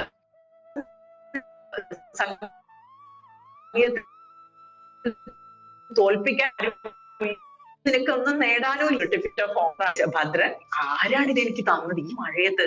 ഭദ്രൻ ഉറപ്പായി ഇത് ഭഗവാൻ തന്നെയാണ്. അങ്ങനെ പലകപ്പുറത്ത് ആ പലക ഇരിക്കാൻ വേണ്ടിയിട്ടാണ് കൊടുത്തിരിക്കുന്നത്. അപ്പൊ ആ പലകപ്പുറത്ത് അങ്ങോട്ട് ഇരുന്നു. എന്നിട്ട് പിന്നെയും പിന്നെയും പാടി. ഗാനം സമാപിച്ചപ്പോൾ അവൻ ആനന്ദമൂർത്തിയെ കുമ്പിട്ട് പലകയും എടുത്ത് മന്ദിരത്തിൽ പോകാൻ തുടങ്ങി. ആകാശമെല്ലാം നിർമ്മലമായി, നക്ഷത്രങ്ങളെല്ലാം പ്രകാശിച്ച് അന്ധകാരം നീങ്ങി, വഴിയൊക്കെ ഇങ്ങനെ അദ്ദേഹത്തിന് വേണ്ടി പ്രകാശപൂരിതമായിട്ട് ഇരിക്കാൻ തുടങ്ങി. അങ്ങനെ ഭദ്രൻ പലക ബന്ധുക്കളൊക്കെ കാണിച്ചത് പറഞ്ഞു. കണ്ടു, സുന്ദരേശ്വരൻ തന്നതാണ് എനിക്ക്. ഇത് കേട്ട രാജാവ് വരഗുണഭൂപൻ സന്തോഷത്തോടു കൂടി അദ്ദേഹത്തിനെയും പലകയും ഇങ്ങനെ കൊട്ടാരത്തിലേക്ക് ആദരിച്ചു കൂട്ടിക്കൊണ്ടുവന്ന് പൂജകളൊക്കെ ചെയ്ത് ഒരുപാട് ധനവും ഒക്കെ ദാനം ചെയ്ത് അങ്ങനെ ആരെയും അദ്ദേഹത്തെ ജയിക്കാൻ ആരുമില്ല ഭക്തിയിൽ എന്നുള്ള മട്ടില് അദ്ദേഹം ജീവിക്കാൻ തുടങ്ങി. ഇങ്ങനെ പക്ഷേ മനസ്സ് സദാ സുന്ദരേശ പാദങ്ങളിൽ അർപ്പിച്ചുകൊണ്ടാണ് അദ്ദേഹം ജീവിച്ചത്. അങ്ങനെ ഭദ്രാവിജയം എന്ന് പറഞ്ഞ 44-ാമത്തെ ലീല. അങ്ങനെ ഇങ്ങനെ ഈ കഥകളെല്ലാം പറയുന്നവർക്കും, ഈ ഭക്തിയുടെ കഥകൾ പറയുന്നവർക്കും ഭക്തിയുടെ കഥകൾ കേൾക്കുന്നവർക്കും ഹൃദയത്തിൽ ഭക്തി നിറഞ്ഞു വരട്ടെ എന്ന ഒരു പ്രാർത്ഥനയും അനുഗ്രഹവും എല്ലാം ഫലശ്രുതിയായിട്ട് പറഞ്ഞുകൊണ്ട് ഭദ്രാവിജയം 44-ാമത്തെ ലീല. വരഗുണ പാണ്ഡ്യ ഭൂപൻ മഹാദേവനിൽ സാരൂപ്യം പ്രാപിച്ചു. ഈ ഭദ്രന്റെ പത്നിയുടെ പേരും ഭദ്ര തന്നെയാണ്. അപ്പോ ഈ ഭദ്രന്റെ പത്നി നല്ല ഭക്തിയും സംഗീതത്തിൽ അതിനൈപുണ്യമുള്ള ഒരു സ്ത്രീയുമായിരുന്നു. അങ്ങനെ കൊട്ടാരത്തിൽ രാജാവിന്റെ ഒരു ഭോഗിനി സ്ത്രീ ആയിട്ടുള്ള ഒരു സ്ത്രീ ഉണ്ട്. അവരുടെ പേരാണ് എന്താണ് രാജവിമോഹിനി എന്നാണ് പേര്. അപ്പൊ ഈ സ്ത്രീയും ഈ ഭദ്രയും തമ്മിൽ ചെറിയൊരു മുമ്പ് എപ്പോഴോ ചെറിയൊരു പ്രശ്നം ഉണ്ടായിട്ടുണ്ട്. അത് ഒരു സംസാരം, ഒരു വഴക്ക് പോലെയൊക്കെ ആയി ഒരു കലഹം ഉണ്ടായിരുന്നു. അത് പ്രത്യേകിച്ച് കാര്യമൊന്നുമില്ല. രാജമോഹിനിക്ക് ഇവരെ ഇഷ്ടമല്ല, ഭദ്രയെ ഇഷ്ടമല്ല. അവരുടെ സംഗീതത്തിനോടും എല്ലാം അസൂയാണ്. അപ്പൊ ഈ സ്ത്രീക്ക് എങ്ങനെയെങ്കിലും ഈ ഭദ്രയെ ഒന്ന് തോൽപ്പിക്കണം, ഒന്ന് അപമാനിക്കണം എന്ന് വിചാരിച്ച് രാജാവിനെ പതുക്കെ വശത്താക്കി രാജാവിനോട് പറയും എന്തെങ്കിലും ഒരു വഴി കാണണം ഈ ഭദ്രയെ ഒന്ന് തോൽപ്പിക്കാൻ. രാജാവ് എന്ത് ചെയ്യും? ഒരുപാട് ദൂരം മറ്റുള്ളൊരു ദ്വീപിൽ നിന്ന് ഒരു സംഗീതജ്ഞയെ കൂട്ടിക്കൊണ്ടുവരും. വളരെ പേരുകെട്ട ഒരു സംഗീതജ്ഞയെ കൂട്ടിക്കൊണ്ടുവന്നിട്ട് പറയും, ഞാൻ പറയുന്ന പോലെ ചെയ്യണം. ഈ കൊട്ടാരത്തിൽ വെച്ചൊരു മത്സരം നടക്കും. ആ സമയത്ത് വെറുതെ വഴക്ക് പറയാ, ഈ ഭദ്രനെ അപമാനിക്കണം നീ എല്ലാവരെയും മുന്നിൽ വെച്ച്. എന്റെ ഭാഗത്തു നിന്നുള്ള എല്ലാ സപ്പോർട്ടും നിനക്കുണ്ട്, അതുകൊണ്ട് നീ ഭയപ്പെടേണ്ട ഒരാവശ്യമില്ല, എല്ലാ സപ്പോർട്ടും ഉണ്ടാവും. അതുകൊണ്ട് ഇങ്ങനെ ചെയ്യണം. അങ്ങനെ കൊട്ടാരത്തിൽ അവർ തമ്മിലൊരു സംഗീതത്തിന്റെ ഒരു കോൺസേർട്ട് പോലെ വെച്ചു. അങ്ങനെ അതില് നന്നായി പാടി, രണ്ടുപേരും നന്നായി പാടി. പക്ഷെ പാടി തീരുന്നതിന് മുന്നേ തന്നെ ഈ സ്ത്രീ രാജാവ് പറഞ്ഞ പ്രകാരം ഈ ഭദ്രയെ വഴക്ക് പറഞ്ഞു, വല്ലാതെ അപമാനിക്കുന്നത്. നീ എന്റെ ദാസിയായിട്ടിരിക്കണം, ഞാനാണ് നന്നായിട്ട് പാടിയത്, നിനക്ക് എന്ത് അവകാശം, നിനക്ക് എന്ത് യോഗ്യതയാണ് എന്റെ മുന്നിൽ പാടാനിരിക്കാൻ എന്നൊക്കെ പറഞ്ഞു വല്ലാതെ വഴക്ക് പറയുന്നത്. ഭദ്ര പോയി ഭഗവാന്റെ അടുത്ത് പോയിട്ട് അന്നത്തെ ഇതില് മനസ്സിലാകുന്നില്ല ഭദ്രയ്ക്ക്. രാജാവ് ഒന്നും പറയുന്നില്ല, ആരും സപ്പോർട്ട് ചെയ്യാനില്ല.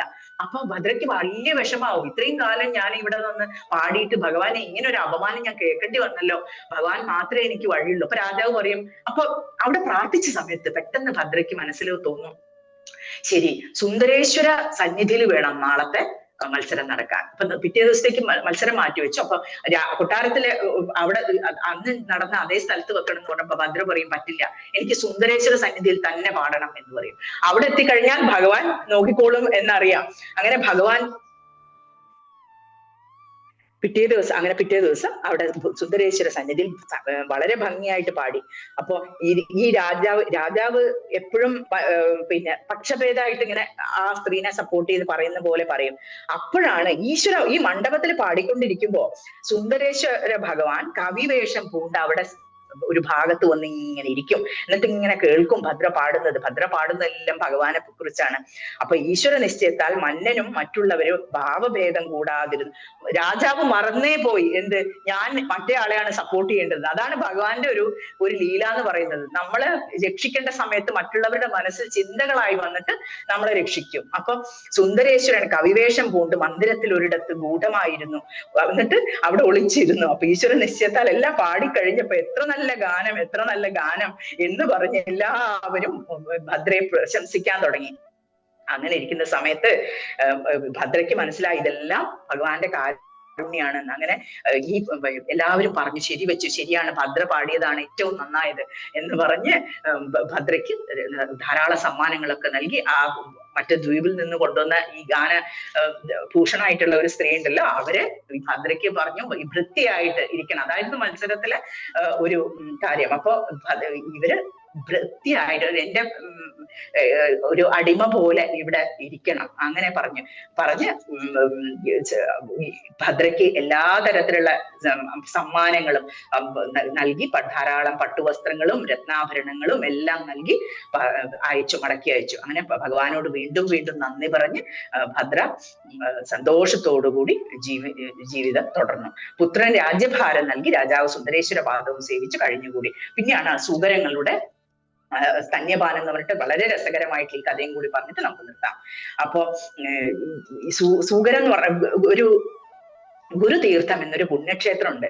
അപ്പൊ അവിടെ ദേവഗുരു അവിടെ പണ്ട് തപസ് ചെയ്യുന്നു. അപ്പൊ ഈ ഗുരുതീർത്ഥം എന്ന് പറഞ്ഞിട്ടുള്ള ഈ സ്ഥലത്ത് സുകുലൻ എന്ന ധനികനായ ഒരു ശൂദ്രൻ ജീവിച്ചിരുന്നു. അദ്ദേഹത്തിന് സാധ്വിയും സുന്ദരിയുമായ സുകുല എന്ന് പറഞ്ഞിട്ടുള്ള ഒരു പത്നിയുണ്ട്. അപ്പൊ അവര് കുട്ടികളൊന്നും ഇല്ലാതെ വളരെ വിഷമിച്ചു. അങ്ങനെ ഒരുപാട് പൂജകളും കാര്യങ്ങളൊക്കെ ചെയ്തപ്പോ അവർക്ക് 12 മഹാബലശാലികളായി 12 കുട്ടികളെ കിട്ടി. പക്ഷെ 12 കുട്ടികളും ദുർബുദ്ധികളായിരുന്നു. അങ്ങനെ അവര് വളരെ വേദനിച്ചു ആ കാര്യത്തിൽ. എന്നാലും ലാളിച്ച് തന്നെ വളർത്തി. അങ്ങനെ അവര് യൗവനയുക്തരായപ്പോ അച്ഛനും അമ്മയും സ്വർഗം പ്രാപിച്ചു. ഇവര് സ്വച്ഛന്മാരായി, യാതൊരു പാപഭയവും പാപപുണ്യ ഭയങ്ങളും അങ്ങനത്തെ ഒന്നുമില്ല. എങ്ങനെ യാതൊരു നിയന്ത്രണവും ഇല്ലാതെ താന്തോന്നികളായി ജന്മം കഴിച്ചുകൂട്ടി.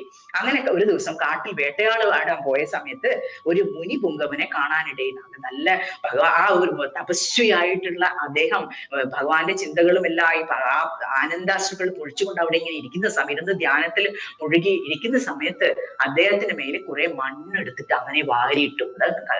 വിനാശകാലെ വിപരീത ബുദ്ധി എന്ന് പറഞ്ഞതുപോലെ മണ്ണെടുത്ത് അങ്ങനെ ഈ മുനിയുടെ ശിരസിൽ വാരിയിട്ടു. പെട്ടെന്ന് ബ്രഹ്മതേജസ്സോടുകൂടി നിശ്ചലനായിരിക്കുന്ന താമസന്റെ ചുറ്റുമാണ് കല്ലും മണ്ണും ആണ് എടുത്തെറിഞ്ഞത്. അപ്പൊ അത് കണ്ട് ആ തപസ്വിക്ക് വളരെയധികം കോപം വന്നിട്ട് പറഞ്ഞു, മണ്ണ് മാന്തിയിരിക്കുന്ന നിങ്ങള് അടുത്ത ജന്മത്തില് പന്നിക്കുട്ടികളായിട്ട് ജനിക്കട്ടെ, എന്നാൽ നിങ്ങൾക്ക് ഇഷ്ടം പോലെ മണ്ണ് മാന്തി കളിക്കാൻ പറ്റൂലോ. അപ്പൊ പറയും, അയ്യോ ഞങ്ങളോട് ശപിക്കരുതേ എന്തെങ്കിലും ഒരു ശാപമോക്ഷം തരണേ. അപ്പം കാരുണ്യവാരിധിയായിട്ടുള്ള ആ മുനി പറയും, ശരി സുന്ദരേശൻ,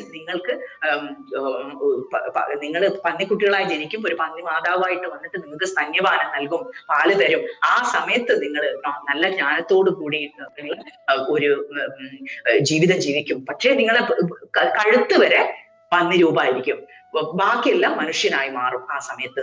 അങ്ങനെ ഒരു വരം കൊടുക്കും. കുറച്ചു കാലം കഴിഞ്ഞ് അവര് ആ ജന്മമൊക്കെ അവസാനിച്ച് പിന്നെ വരുന്നത് പന്നിക്കുട്ടികളായിട്ടാണ്. അപ്പൊ ഈ പന്നിക്കുട്ടികളെ ആയിട്ട് ഇരിക്കുന്ന സമയത്ത് അച്ഛനും അമ്മയും ഒക്കെ ഈ 12 പന്നിക്കുട്ടികളുമായിട്ട് ഇരിക്കുന്ന സമയത്ത് ഒരു ദിവസം രാജാവ് നായാട്ടിന് വരും. നായാട്ടിന് വരുന്ന സമയത്ത് കുതിരക്കുളമ്പടി ഇങ്ങനെ കേട്ടോണ്ടിരിക്കുകയാണ്. അവർക്ക് മനസ്സിലാവും ഈ നായാട്ടിന് വരികയാണ്. ഓടിക്കോ, എന്താ ചെയ്യേണ്ടതെന്ന് അച്ഛൻ പന്നിയും അമ്മ പന്നിയും ഇങ്ങനെ അങ്ങോട്ടും ഇങ്ങോട്ടും പറഞ്ഞുകൊണ്ടിരിക്കുന്നത്. എന്താ അപ്പൊ ചെയ്യാ? അപ്പൊ പറയും, മക്കളും ഉണ്ടല്ലോ, എല്ലാവരും ഉണ്ട്, കുട്ടികളെ ആദ്യം ഒളിപ്പിച്ചു വെക്കൂ, കുട്ടികളെ ഒരു സൈഡിലേക്ക് മാറ്റി വെച്ചു, നീ ആദ്യം കുട്ടികളുടെ കൂടെ പോയി നിൽക്കൂ. അച്ഛൻ പറഞ്ഞു ഭാര്യയോട്. ഭാര്യ പറയും, ഇല്ല, അങ്ങില്ലാതെ ഞാൻ എവിടെയും പോവില്ല, ഇവരെ ഭഗവാൻ നോക്കിക്കോളും, ഞാൻ അങ്ങയുടെ കൂടെ തന്നെ പോകും എന്ന് പറഞ്ഞു. അപ്പൊ ഇവര് രണ്ടുപേരും കൂടി പോയിട്ട് ഡിസ്ട്രാക്ട് ചെയ്യാൻ വേണ്ടി, ഈ സൈന്യത്തിനെ ഡിസ്ട്രാക്ട് ചെയ്ത് അവരെ ശ്രദ്ധ മാറ്റിക്കഴിഞ്ഞാൽ കുട്ടികളെ അപകടം ഇല്ലാണ്ട് രക്ഷിക്കാം എന്ന് വെച്ച് രണ്ടുപേരും ഡിസ്ട്രാക്ട് ചെയ്ത് അങ്ങനെ പോരിന് വരുന്നത് പോലെ വലിയ ശരീരത്തോട് കൂടിയിട്ടുള്ള ആ പന്നികള് ഈ സൈന്യത്തിന് നേരെ കുതിച്ച് അവർ നേർക്ക് ഓടി. അപ്പൊ അത് കണ്ടപ്പോ ഇവര് രണ്ടിനെയും വധിച്ചു. അങ്ങനെ അവര് പോയി. അച്ഛനും അമ്മയും മരിച്ചുപോയ ഈ പന്നിക്കുട്ടികൾ ചെറിയ സ്വന്തം ഭക്ഷണം നേടാനൊന്നും ആയിട്ടില്ല. ആ പ്രായത്തിൽ അവരിങ്ങനെ വിശന്ന് കരഞ്ഞുകൊണ്ടിരിക്കുന്ന സമയത്ത് ഭഗവാനും ദേവിയും കൂടി ഇങ്ങനെ വരികയാണ് അവിടെ. അപ്പൊ ദേവി പറയും, കണ്ടു ഭഗവാനെ, ആ പന്നിക്കുട്ടികൾ വിശന്ന് കരയുന്ന കണ്ടു. ഒരു നിമിഷം ചിന്തിക്കാതെ ഭഗവാൻ ആ പന്നിക്കുട്ടികളുടെ അമ്മ എങ്ങനെയാ ഏതൊരു അമ്മയുടെ രൂപത്തിൽ ആ മരിച്ചുപോയ നായാട്ടിൽ ആ മരിച്ചുപോയ അമ്മ പന്നിയുടെ രൂപത്തിൽ പോയിട്ട് ഈ പന്നിക്കുട്ടികൾക്കോ എല്ലാം പാല് കൊടുത്ത് അവരുടെ വിശപ്പൊക്കെ അകറ്റി ആ നിമിഷം തന്നെ അവര് ജ്ഞാനസമ്പന്നരായത്. ആരാണത്? ഭഗവാൻ സർവേശ്വരന്റെ സ്ഥലത്തിൽ നിന്നാണ് പാല് കിട്ടിയത്.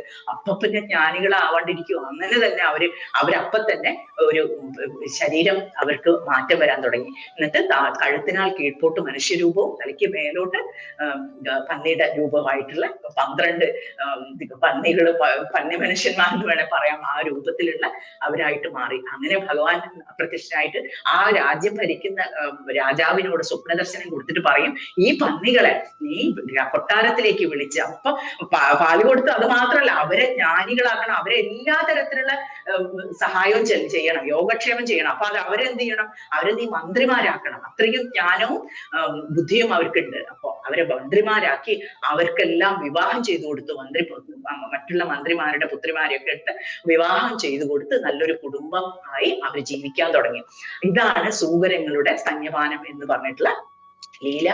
ഇതിൽ നമുക്ക് കാണാൻ പറ്റും ഭഗവാന്റെ ആ കാരുണ്യം എത്രമാത്രം ഉണ്ടെന്ന് നമുക്ക് കാണാൻ പറ്റും. അത് ഇന്ന ജീവികളിൽ മനുഷ്യരെന്നില്ല, അസുരന്മാരെന്നില്ല. ഇങ്ങനെ ഒരു കഥ പറയാൻ ആഗ്രഹിക്കുകയാണ് ഞാൻ ഇത് അവസാനിക്കുന്നതിന് മുന്നേ. ഒരു ദിവസം ഇത് ശ്രീരാമകൃഷ്ണദേവൻ പറഞ്ഞിട്ടുള്ള കഥയാണ്. കഥയല്ല, അദ്ദേഹത്തിന്റെ പ്രത്യക്ഷ അനുഭവം പറഞ്ഞു വെച്ചിട്ടുണ്ട്. ഒരു ദിവസം കാശിയിൽ വെച്ച് അദ്ദേഹം മണികർണിക ഘട്ടിലൂടെ ഇങ്ങനെ സഞ്ചരിക്കുകയാണ് ബോട്ടില്. ആ സമയത്ത് ഇങ്ങനെ കാണാണ് ഒരു ജഡങ്ങൾ ഇങ്ങനെ, മണികർണികയിൽ അറിയാലോ ജഡങ്ങൾ ഇങ്ങനെ എരിഞ്ഞുകൊണ്ടിരിക്കുന്ന, 24 മണിക്കൂറും അവിടെ ഇങ്ങനെ ജഡങ്ങൾ എരിഞ്ഞുകൊണ്ടിരിക്കുന്ന സ്ഥലമാണ്.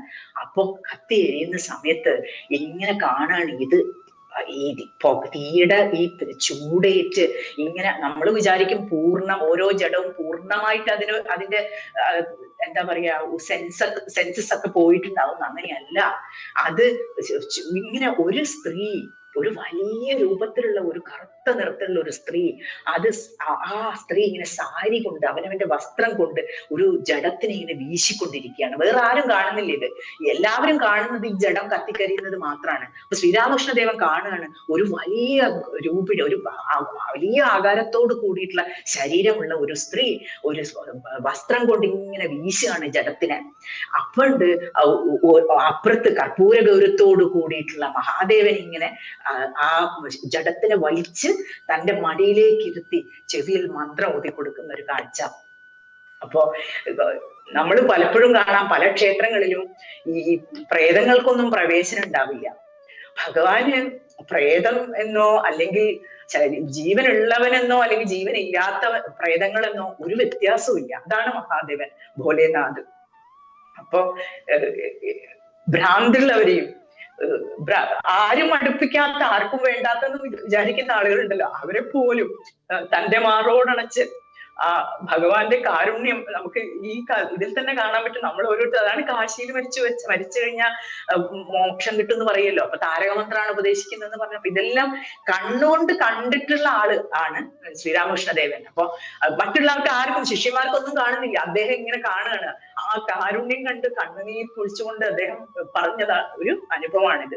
അപ്പൊ ഇങ്ങനെയുള്ള ഈ മഹാദേവൻ, കാരുണ്യത്തിന്റെ ദേവൻ, നമ്മളെയൊക്കെ ഈ കഥകളൊക്കെ കേട്ട് ഇങ്ങനെ അത്ഭുത സ്തബ്ധരായിരിക്കുന്ന നമ്മളൊക്കെ വന്ന് നമ്മളെ ഹൃദയത്തിൽ തൊട്ടനുഗ്രഹിച്ച് ഭഗവാന്റെ പാദങ്ങളിൽ ചേരാനുള്ള എല്ലാ മാർഗങ്ങളും തുറന്നു തരട്ടെ, എല്ലാ വഴികളും ഉണ്ടാവട്ടെ. അതുപോലെ തന്നെ നമ്മുടെ പ്രാർത്ഥന എല്ലാം സാധ്യമാവട്ടെ എന്ന് പറഞ്ഞുകൊണ്ട് ഇന്നത്തെ കഥകള് നമ്മൾ ഇവിടെ അവസാനിക്കുകയാണ്. ഭഗവാനെ മനസ്സിൽ നല്ലോണം ധ്യാനിച്ചോളൂ. വരി പ്രഭും പ്രാണനാഥം വിഭും വിശ്വനാഥം ജഗന്നാഥനാഥം സദാനന്ദഭാജം ഭവദ്ഭവ്യഭൂതേശ്വരം ഭൂതനാഥം ശിവം ശങ്കരം ശംഭുമീശാനമീഡേ ശിവം ശങ്കരം ശംഭുമീശാനമീഡേ ന ജാനാമി പുണ്യം ന ജാനാമി തീർത്ഥം ന ജാനാമി മുക്തിം ലയം വാ കദാചിത് ന ജാനാമി ഭക്തിം വ്രതം വാപി മാതാ ഗതിസ്ത്വം ഗതിസ്ത്വം ത്വമേകാ ഭവാനി ഗതിസ്ത്വം ഗതിസ്ത്വം ത്വമേകാ ഭവാനി.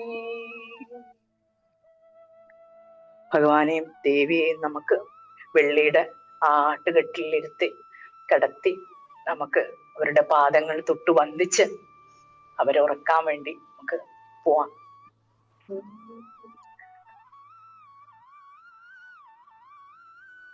ഭൂലോക കൈലാസ ഭൂലോക കൈലാസ പുണ്യമായി മാം മധുരാപുരി പുണ്യമായി മാം മധുരാപുരി ഹാലാസ്യേ സുന്ദരേശ ഹാലാസ്യേ സുന്ദരേശ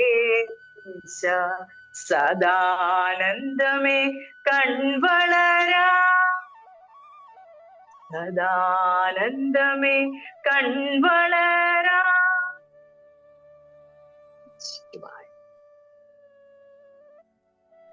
ഓം ബ്രഹ്മാർപ്പണം ബ്രഹ്മഹവിർ ബ്രഹ്മാഗ്നൗ ബ്രഹ്മണാഹുതം ബ്രഹ്മൈവ തേന ഗന്തവ്യം ബ്രഹ്മകർമ്മ സമാധിന.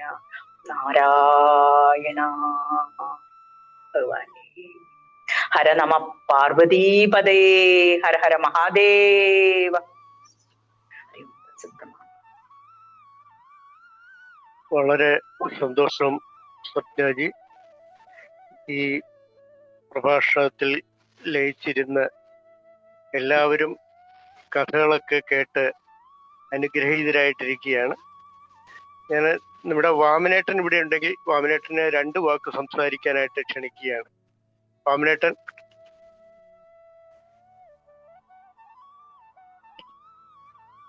വാമനേട്ടൻ കേൾക്കുന്നുണ്ടോ?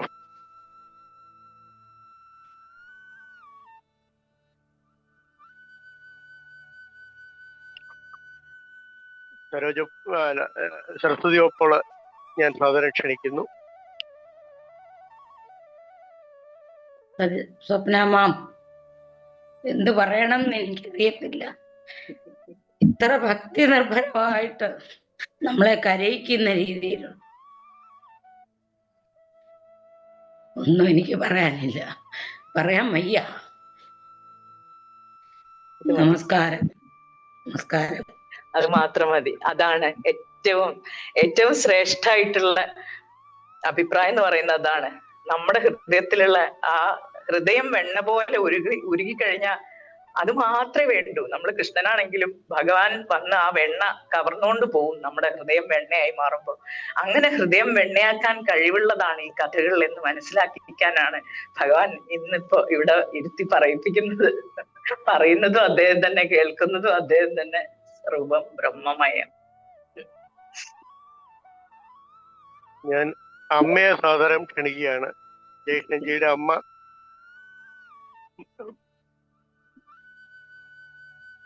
എനിക്കും സരസ്വതി പറഞ്ഞ പോലത്തെ ഒരവസ്ഥയിലാണ്. എന്ത് പറയണം എന്നറിഞ്ഞൂടാ. കഥകൾ കേൾക്കുമ്പോ നമ്മൾ ആ ഏതോ ഒരു ലോകത്ത് അതേപോലെ ഒരു തോന്നലാണ്. ഞാനൊരു ശ്ലോകം ചൊല്ലാം. ഹാലാസ്യനാഥായ മഹേശ്വരായ ഹലാഹലാലങ്കൃത ഗന്ധരായ മീനക്ഷണായ പതയെ ശിവായ നമോ നമ സുന്ദര താണ്ഡവായ. ആ ഭഗവാനെ ഭജിക്കാൻ മാത്രം പറ്റൂ. വേറെ ഒരു അഭിപ്രായം സ്വപ്നയുടെ ആ പ്രഭാഷണത്തില് അരിഞ്ഞു ഇരിക്കുകയാണ്. നന്ദി. ഞാൻ വൈഷ്ണവിയെ ക്ഷണിക്കുന്നു 2 വാക്ക് സംസാരിക്കുക.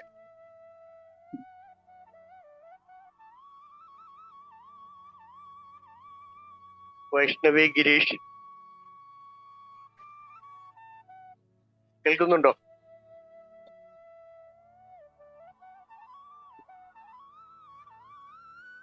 ആചാര്യക്ക് പ്രണാമം. ഞാൻ 2 വരി പാടാം.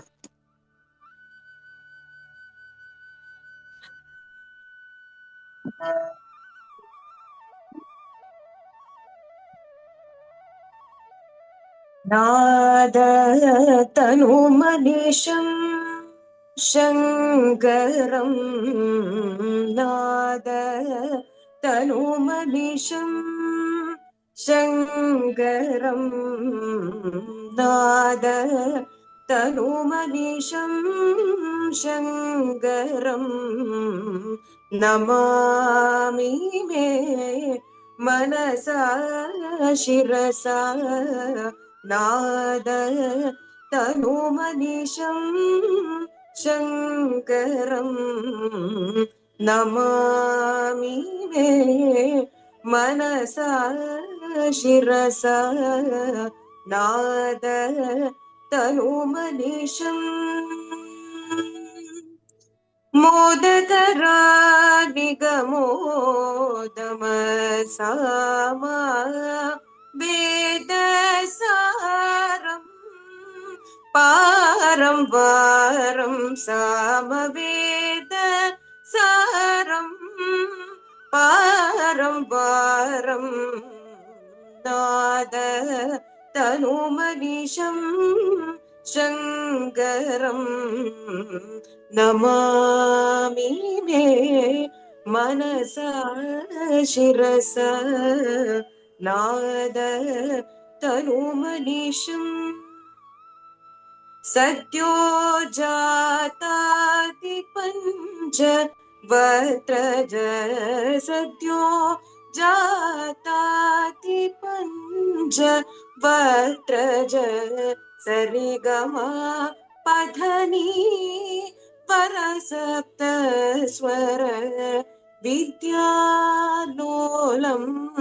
വിദളിത കാലം വിദ്യാലോലം വിദളിത കാലം വിമല ഹൃദയ ത്യാഗരാജപാരം വിമല ഹൃദയ ത്യാഗരാജപാരം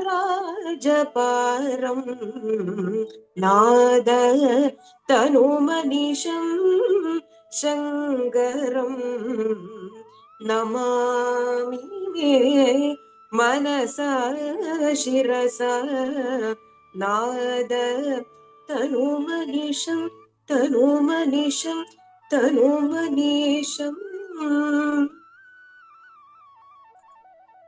ഓം നമഃ ശിവായ. വളരെ സന്തോഷം വൈഷ്ണവിജി. ഇനി ആരെങ്കിലും സംസാരിക്കാൻ ഉണ്ടെങ്കിൽ മുന്നോട്ട് വരാവുന്നതാണ്. ലീല ചേച്ചി ഉണ്ടല്ലോ, എന്തെങ്കിലും പറയാനുണ്ടോ? എന്തോ പറയണമെന്ന് അറിയത്തില്ല. ഇങ്ങനൊരു കഥ കേൾക്കാനും അത് പിന്നെ സ്വപ്നാജിയുടെ ആ വാക്കുകൾ കേൾക്കുമ്പോ ഇങ്ങനെ ഇരുന്നു പോവാ നമ്മള്. പിന്നെ ഏതോ ഒരു ലോകത്തെന്ന പോലെ ഇരിക്കുക. ഇത് കേൾക്കാനുള്ള ഭാഗ്യം എന്തോ പുണ്യം ചെയ്തുകൊണ്ട് മാത്രം കിട്ടിയതാണ്. അത്രേ പറയാനുള്ളൂ. ഇനി അത് കേൾക്കാനുള്ള അവസരം വീണ്ടും വീണ്ടും ഉണ്ടാകട്ടെ എന്ന് പ്രാർത്ഥിക്കുന്നു. സന്തോഷം. ആരെങ്കിലും മുന്നോട്ട് വരുന്നുണ്ടോ? അല്ലെങ്കിൽ ഞാൻ ജയകൃഷ്ണൻജിയെ സാദരം ക്ഷണിക്കുകയാണ്. സുരേഷ് ചേട്ടാ, വളരെ നമസ്കാരം. ഞാൻ ആദ്യത്തെ ക്ലാസ് മുതൽ പറയുന്നത് പോലെ തന്നെ തീർച്ചയായിട്ടും നമ്മളെയെല്ലാം അമൃതാനന്ദമയത്തിൽ ആറാടിച്ചു കൊണ്ടിരിക്കുകയാണ്. അതിമനോഹരമായിട്ട് ഭക്തിനിർഭരമായി പൊയ്ക്കൊണ്ടിരിക്കുന്ന ക്ലാസ്സുകളാണ്. തീർച്ചയായിട്ടും ആനന്ദം നൽകുന്നു. സഹസ്രാര പത്തയെ സഹരഹസി പത്യാ വിഹരസി എന്ന് പറഞ്ഞല്ലോ നമ്മൾ പഠിച്ചതുപോലെ ആ സഹസ്രാര പത്മത്തിൽ എത്തി നിൽക്കുന്ന ഒരു അന്തരീക്ഷമാണ്. തീർച്ചയായിട്ടും സ്വപ്നാജിയുടെ ഈ ഉദ്യമത്തെ ശ്ലാഘിക്കുന്നു. ആദിശങ്കര ഇൻ്റർനാഷണൽ ഫൗണ്ടേഷൻ്റെ പേരിൽ നമ്മളുടെ ഏവരുടെയും നന്ദിയും സ്നേഹവും സ്വപ്നാജിക്ക് അർപ്പിച്ചുകൊള്ളുന്നു. ഇന്നിവിടെ എത്തിയിരിക്കുന്ന എല്ലാവർക്കും നമ്മളുടെ സ്നേഹമസ്തണമായ നന്ദി. ജയശങ്കര ജയശങ്കര ജയശങ്കര. ഒരു കാര്യം, അത് ഇങ്ങനെ ഒരു കാര്യം മനസ്സിലേക്ക് വന്ന ഈ ഒരു കാര്യം ഇന്ന് ഈ ദിവസം ഞാനിത് ഭഗവാന്റെ പാദങ്ങളിൽ സമർപ്പിക്കുകയാണ്. ഒരു സങ്കല്പം നമ്മളിപ്പോ കണ്ടു. സംഗീതവും കീർത്തനങ്ങളും ഭഗവാന്റെ ഭക്തി കഥകളും അത് രണ്ടും കൂടി ചേരുമ്പോ ഉണ്ടാവുന്ന ഒരു magic. You have seen that. നമ്മളെല്ലാരും കണ്ടു അതെന്താണ് എന്നുള്ളത്. അപ്പൊ നമ്മൾക്ക് എന്തെങ്കിലും നമുക്കൊരു ആസ്ഥാനം എന്തെങ്കിലും നല്ല തീർച്ചയായിട്ടും ഉണ്ടാവും. അപ്പൊ അങ്ങനെ ഒരു ആസ്ഥാന മണ്ഡപം, അങ്ങനെ ഒരു സ്ഥലം ഉണ്ടാവുന്ന സമയത്ത് നമുക്ക് തീർച്ചയായും ഈ ഒരു ഫോർമുല രൂപീകരിച്ച് നമ്മൾക്ക് നമ്മുടെ കൂട്ടത്തിലുള്ള കഥകൾ പറയാൻ താല്പര്യമുള്ളവരും പാടുവാൻ കഴിവുള്ളവരും ഇത് രണ്ടും സമന്വയിപ്പിച്ച് നമുക്ക് ഇങ്ങനെ ഒരു പ്രോഗ്രാം ആദിശൻ ഇപ്പം കണ്ടു, നന്ദഗോവിന്ദം ഭജൻസ് ഒക്കെ കണ്ടു, എത്ര നന്നായിട്ടാണ് ആളുകൾ ആസ്വദിക്കുന്നത്. ഈ കളികാലത്തിൽ അത് ആവശ്യമാണ്. ഭഗവാന്റെ കഥകൾ പരക്കട്ടെ, നമുക്ക് ആർക്കൊക്കെ പറയാൻ പറ്റും. എനിക്ക് ഒന്നും അറിയില്ല, എനിക്ക് ഒരു പാണ്ഡിത്യം, നിങ്ങളൊക്കെ പറയുന്നത് എന്താണോ എനിക്ക് അറിയില്ലത്. എനിക്ക് ആകെ അറിയുന്നത് എന്റെ മനസ്സിലുള്ള ഞാൻ അനുഭവിച്ച ആ ആനന്ദം, അത് വെറുതെ ഇങ്ങനെ അതിന് ഒരു ഉപകരണമായി ഉഴുതു കൊടുക്കാൻ മാത്രമേ എനിക്ക് അറിയുള്ളൂ. അതുകൊണ്ട് ഞാൻ എന്തൊക്കെ പറഞ്ഞോ അതെല്ലാം ഭഗവാനിൽ നിന്ന് വന്നാണെന്ന് നിങ്ങൾ അറിയണം. അതേപോലെ തന്നെ ഈ ഒരു സങ്കല്പം ഇത് ഭഗവാനിൽ നിന്ന് വന്നതാണ്. ഇത് തീർച്ചയായിട്ടും എനിക്ക് ഇത് തുടങ്ങുന്നതിന് മുമ്പ് തന്നെ ഇങ്ങനെ ഒരു കാര്യം വന്നിട്ടുണ്ടായിരുന്നു. അതും കൂടിയാണ് ഇതിന്റെ ഒരു ഉദ്ദേശം. ഇത് ഞാൻ തന്നെ പറയുന്നില്ല, ആരാണെങ്കിലും കഥ പറയാൻ കഴിവുള്ള ആരാണെങ്കിലും നമ്മൾ കുറച്ച് കഥകളും, അത് എത്ര കഥകളുണ്ട്, നമ്മൾക്കില്ലാത്ത പുരാണങ്ങളോ. നമ്മളുടെ മുന്നിൽ അനന്തസാഗരമാണുള്ളത് കഥകളുടെ. ഈ കഥകൾ കൂട്ടിയെടുത്ത് അത് പറയാൻ കഴിവുള്ളവരെല്ലാം കൂടി ചേർത്തിപ്പിച്ച് സംഗീതം, അതിനിടയിൽ നമ്മളിങ്ങനെ പുട്ടിന് തേങ്ങിട്ട് കൊടുക്കില്ല എന്ന് പറയില്ലേ, അതുപോലെ ഇടയിൽ ഇങ്ങനെ സംഗീതം കൂടി കോർത്ത് ഇണക്കി, അത് വലിയ ഇഷ്ടമാണ്. നമുക്ക് എത്ര ക്ഷേത്രങ്ങളിൽ പോയിട്ട് ഇത് ചെയ്യാൻ പറ്റും. നമ്മൾ തന്നെ ഇപ്പൊ നിങ്ങളിൽ ഇപ്പൊ ഇരിക്കുന്നവരെല്ലാവരും ഒരുപാട് ക്ഷേത്രങ്ങളുമായിട്ട് കണക്ഷൻ ഉള്ള ആൾക്കാരായിരിക്കും. തുടങ്ങാം, let it be A starting point. അപ്പോ എന്റെ ഈ ഒരു ഉദ്യമം എന്ന് പറയുന്നത് അത് മാത്രമാണ്, ജസ്റ്റ് മനസ്സിലാക്കി തരാൻ വേണ്ടിയിട്ട് ഹൗ പവർഫുൾ ഇറ്റ് ഈസ്. ഭഗവാൻ അത് എത്ര ഇഷ്ടമാണ്. നമ്മൾ ഭദ്രന്റെ കഥ ഇന്ന് പറഞ്ഞത് കൊണ്ടാണ് ഇന്നിപ്പോ ഭഗവാൻ അത് എന്നോട് തോന്നിപ്പിക്കുന്നത്. ഈ ഒരു ദിവസം ഇത് പറയാൻ വേണ്ടി എത്ര രസകരമായിട്ട് നമുക്ക് മുന്നോട്ട് കൊണ്ടുപോകാൻ പറ്റും. അങ്ങനെ ഒരു സ്ഥലം വന്നു കഴിഞ്ഞാൽ അവിടെ വെച്ചിട്ട് ഇങ്ങനെയുള്ള കാര്യങ്ങളൊക്കെ ഉള്ള പരിശീലനങ്ങളും ഇതിന് നമുക്ക് ഓൺലൈൻ തന്നെ തുടങ്ങാം, അതിന് കുഴപ്പമില്ല. നമുക്ക് ഇന്ന് തന്നെ വേണമെങ്കിൽ അങ്ങനെ ഒരു ഗ്രൂപ്പ് ഫോം ചെയ്ത് അതിലേക്ക് കഥകളും പാടാനും അതിനനുസരിച്ചിട്ടുള്ള പാട്ടുകൾ സെറ്റ് ചെയ്ത് അത് നമ്മളെ അന്തരീക്ഷം തന്നെ മാറ്റിമറിക്കും. അത് കേൾക്കുന്നവർക്കൊക്കെ ആനന്ദം നിറയുക. അപ്പൊ നമ്മൾ കണ്ടില്ലേ, ഓരോ നന്ദഗോവിന്ദത്തിന്റെ തന്നെ ഉദാഹരണം ഞാൻ എടുത്തു പറയുന്നത്, അവര് കുറച്ച് ചെറുപ്പക്കാര് വന്നിട്ട് അവർക്ക് ഒരു സപ്പോർട്ടോ ബാക്ക്ഗ്രൗണ്ട് ഒന്നും അങ്ങനെയൊന്നും ഇല്ല, അവർക്ക് സംഗീതത്തിന് അങ്ങനത്തെ ഒരു ഇതൊന്നുമില്ല. പക്ഷെ അവര് നമ്മളെന്നും കേൾക്കുന്ന മൂവി സോങ്സ് ഒക്കെ വെച്ച്, പക്ഷെ എന്താണ് secret? What is the secret ingredient? Devotion, ഭക്തിയാണ് അവരുടെ ഇൻഗ്രീഡിയന്റ്.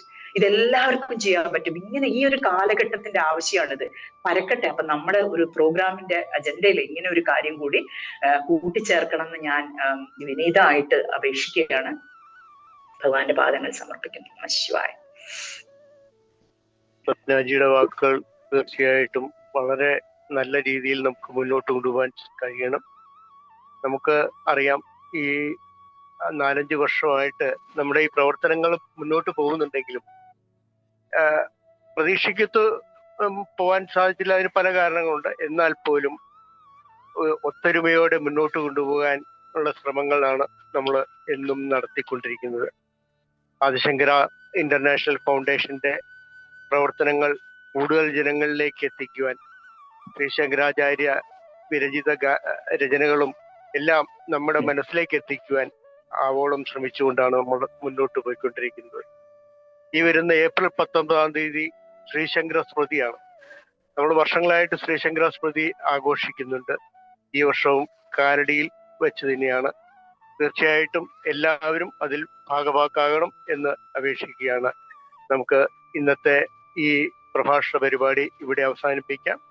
തീർച്ചയായും നാളെയും എല്ലാവരും ഈ സമയത്ത് ഇതേ ലിങ്കിൽ പ്രവേശിച്ച് ഈ പ്രഭാഷണ പരമ്പരയിൽ ഭാഗമാകണം എന്ന് ഒരിക്കൽ കൂടി അഭ്യർത്ഥിച്ചുകൊണ്ട് വിടവാങ്ങുകയാണ്. എല്ലാവർക്കും ശുഭരാത്രി നേരുന്നു. ജയശങ്കര. ജയശങ്കര. ജയശങ്കര. ജയശങ്കര. ജയശങ്കർ. പ്രദീപജ്വാ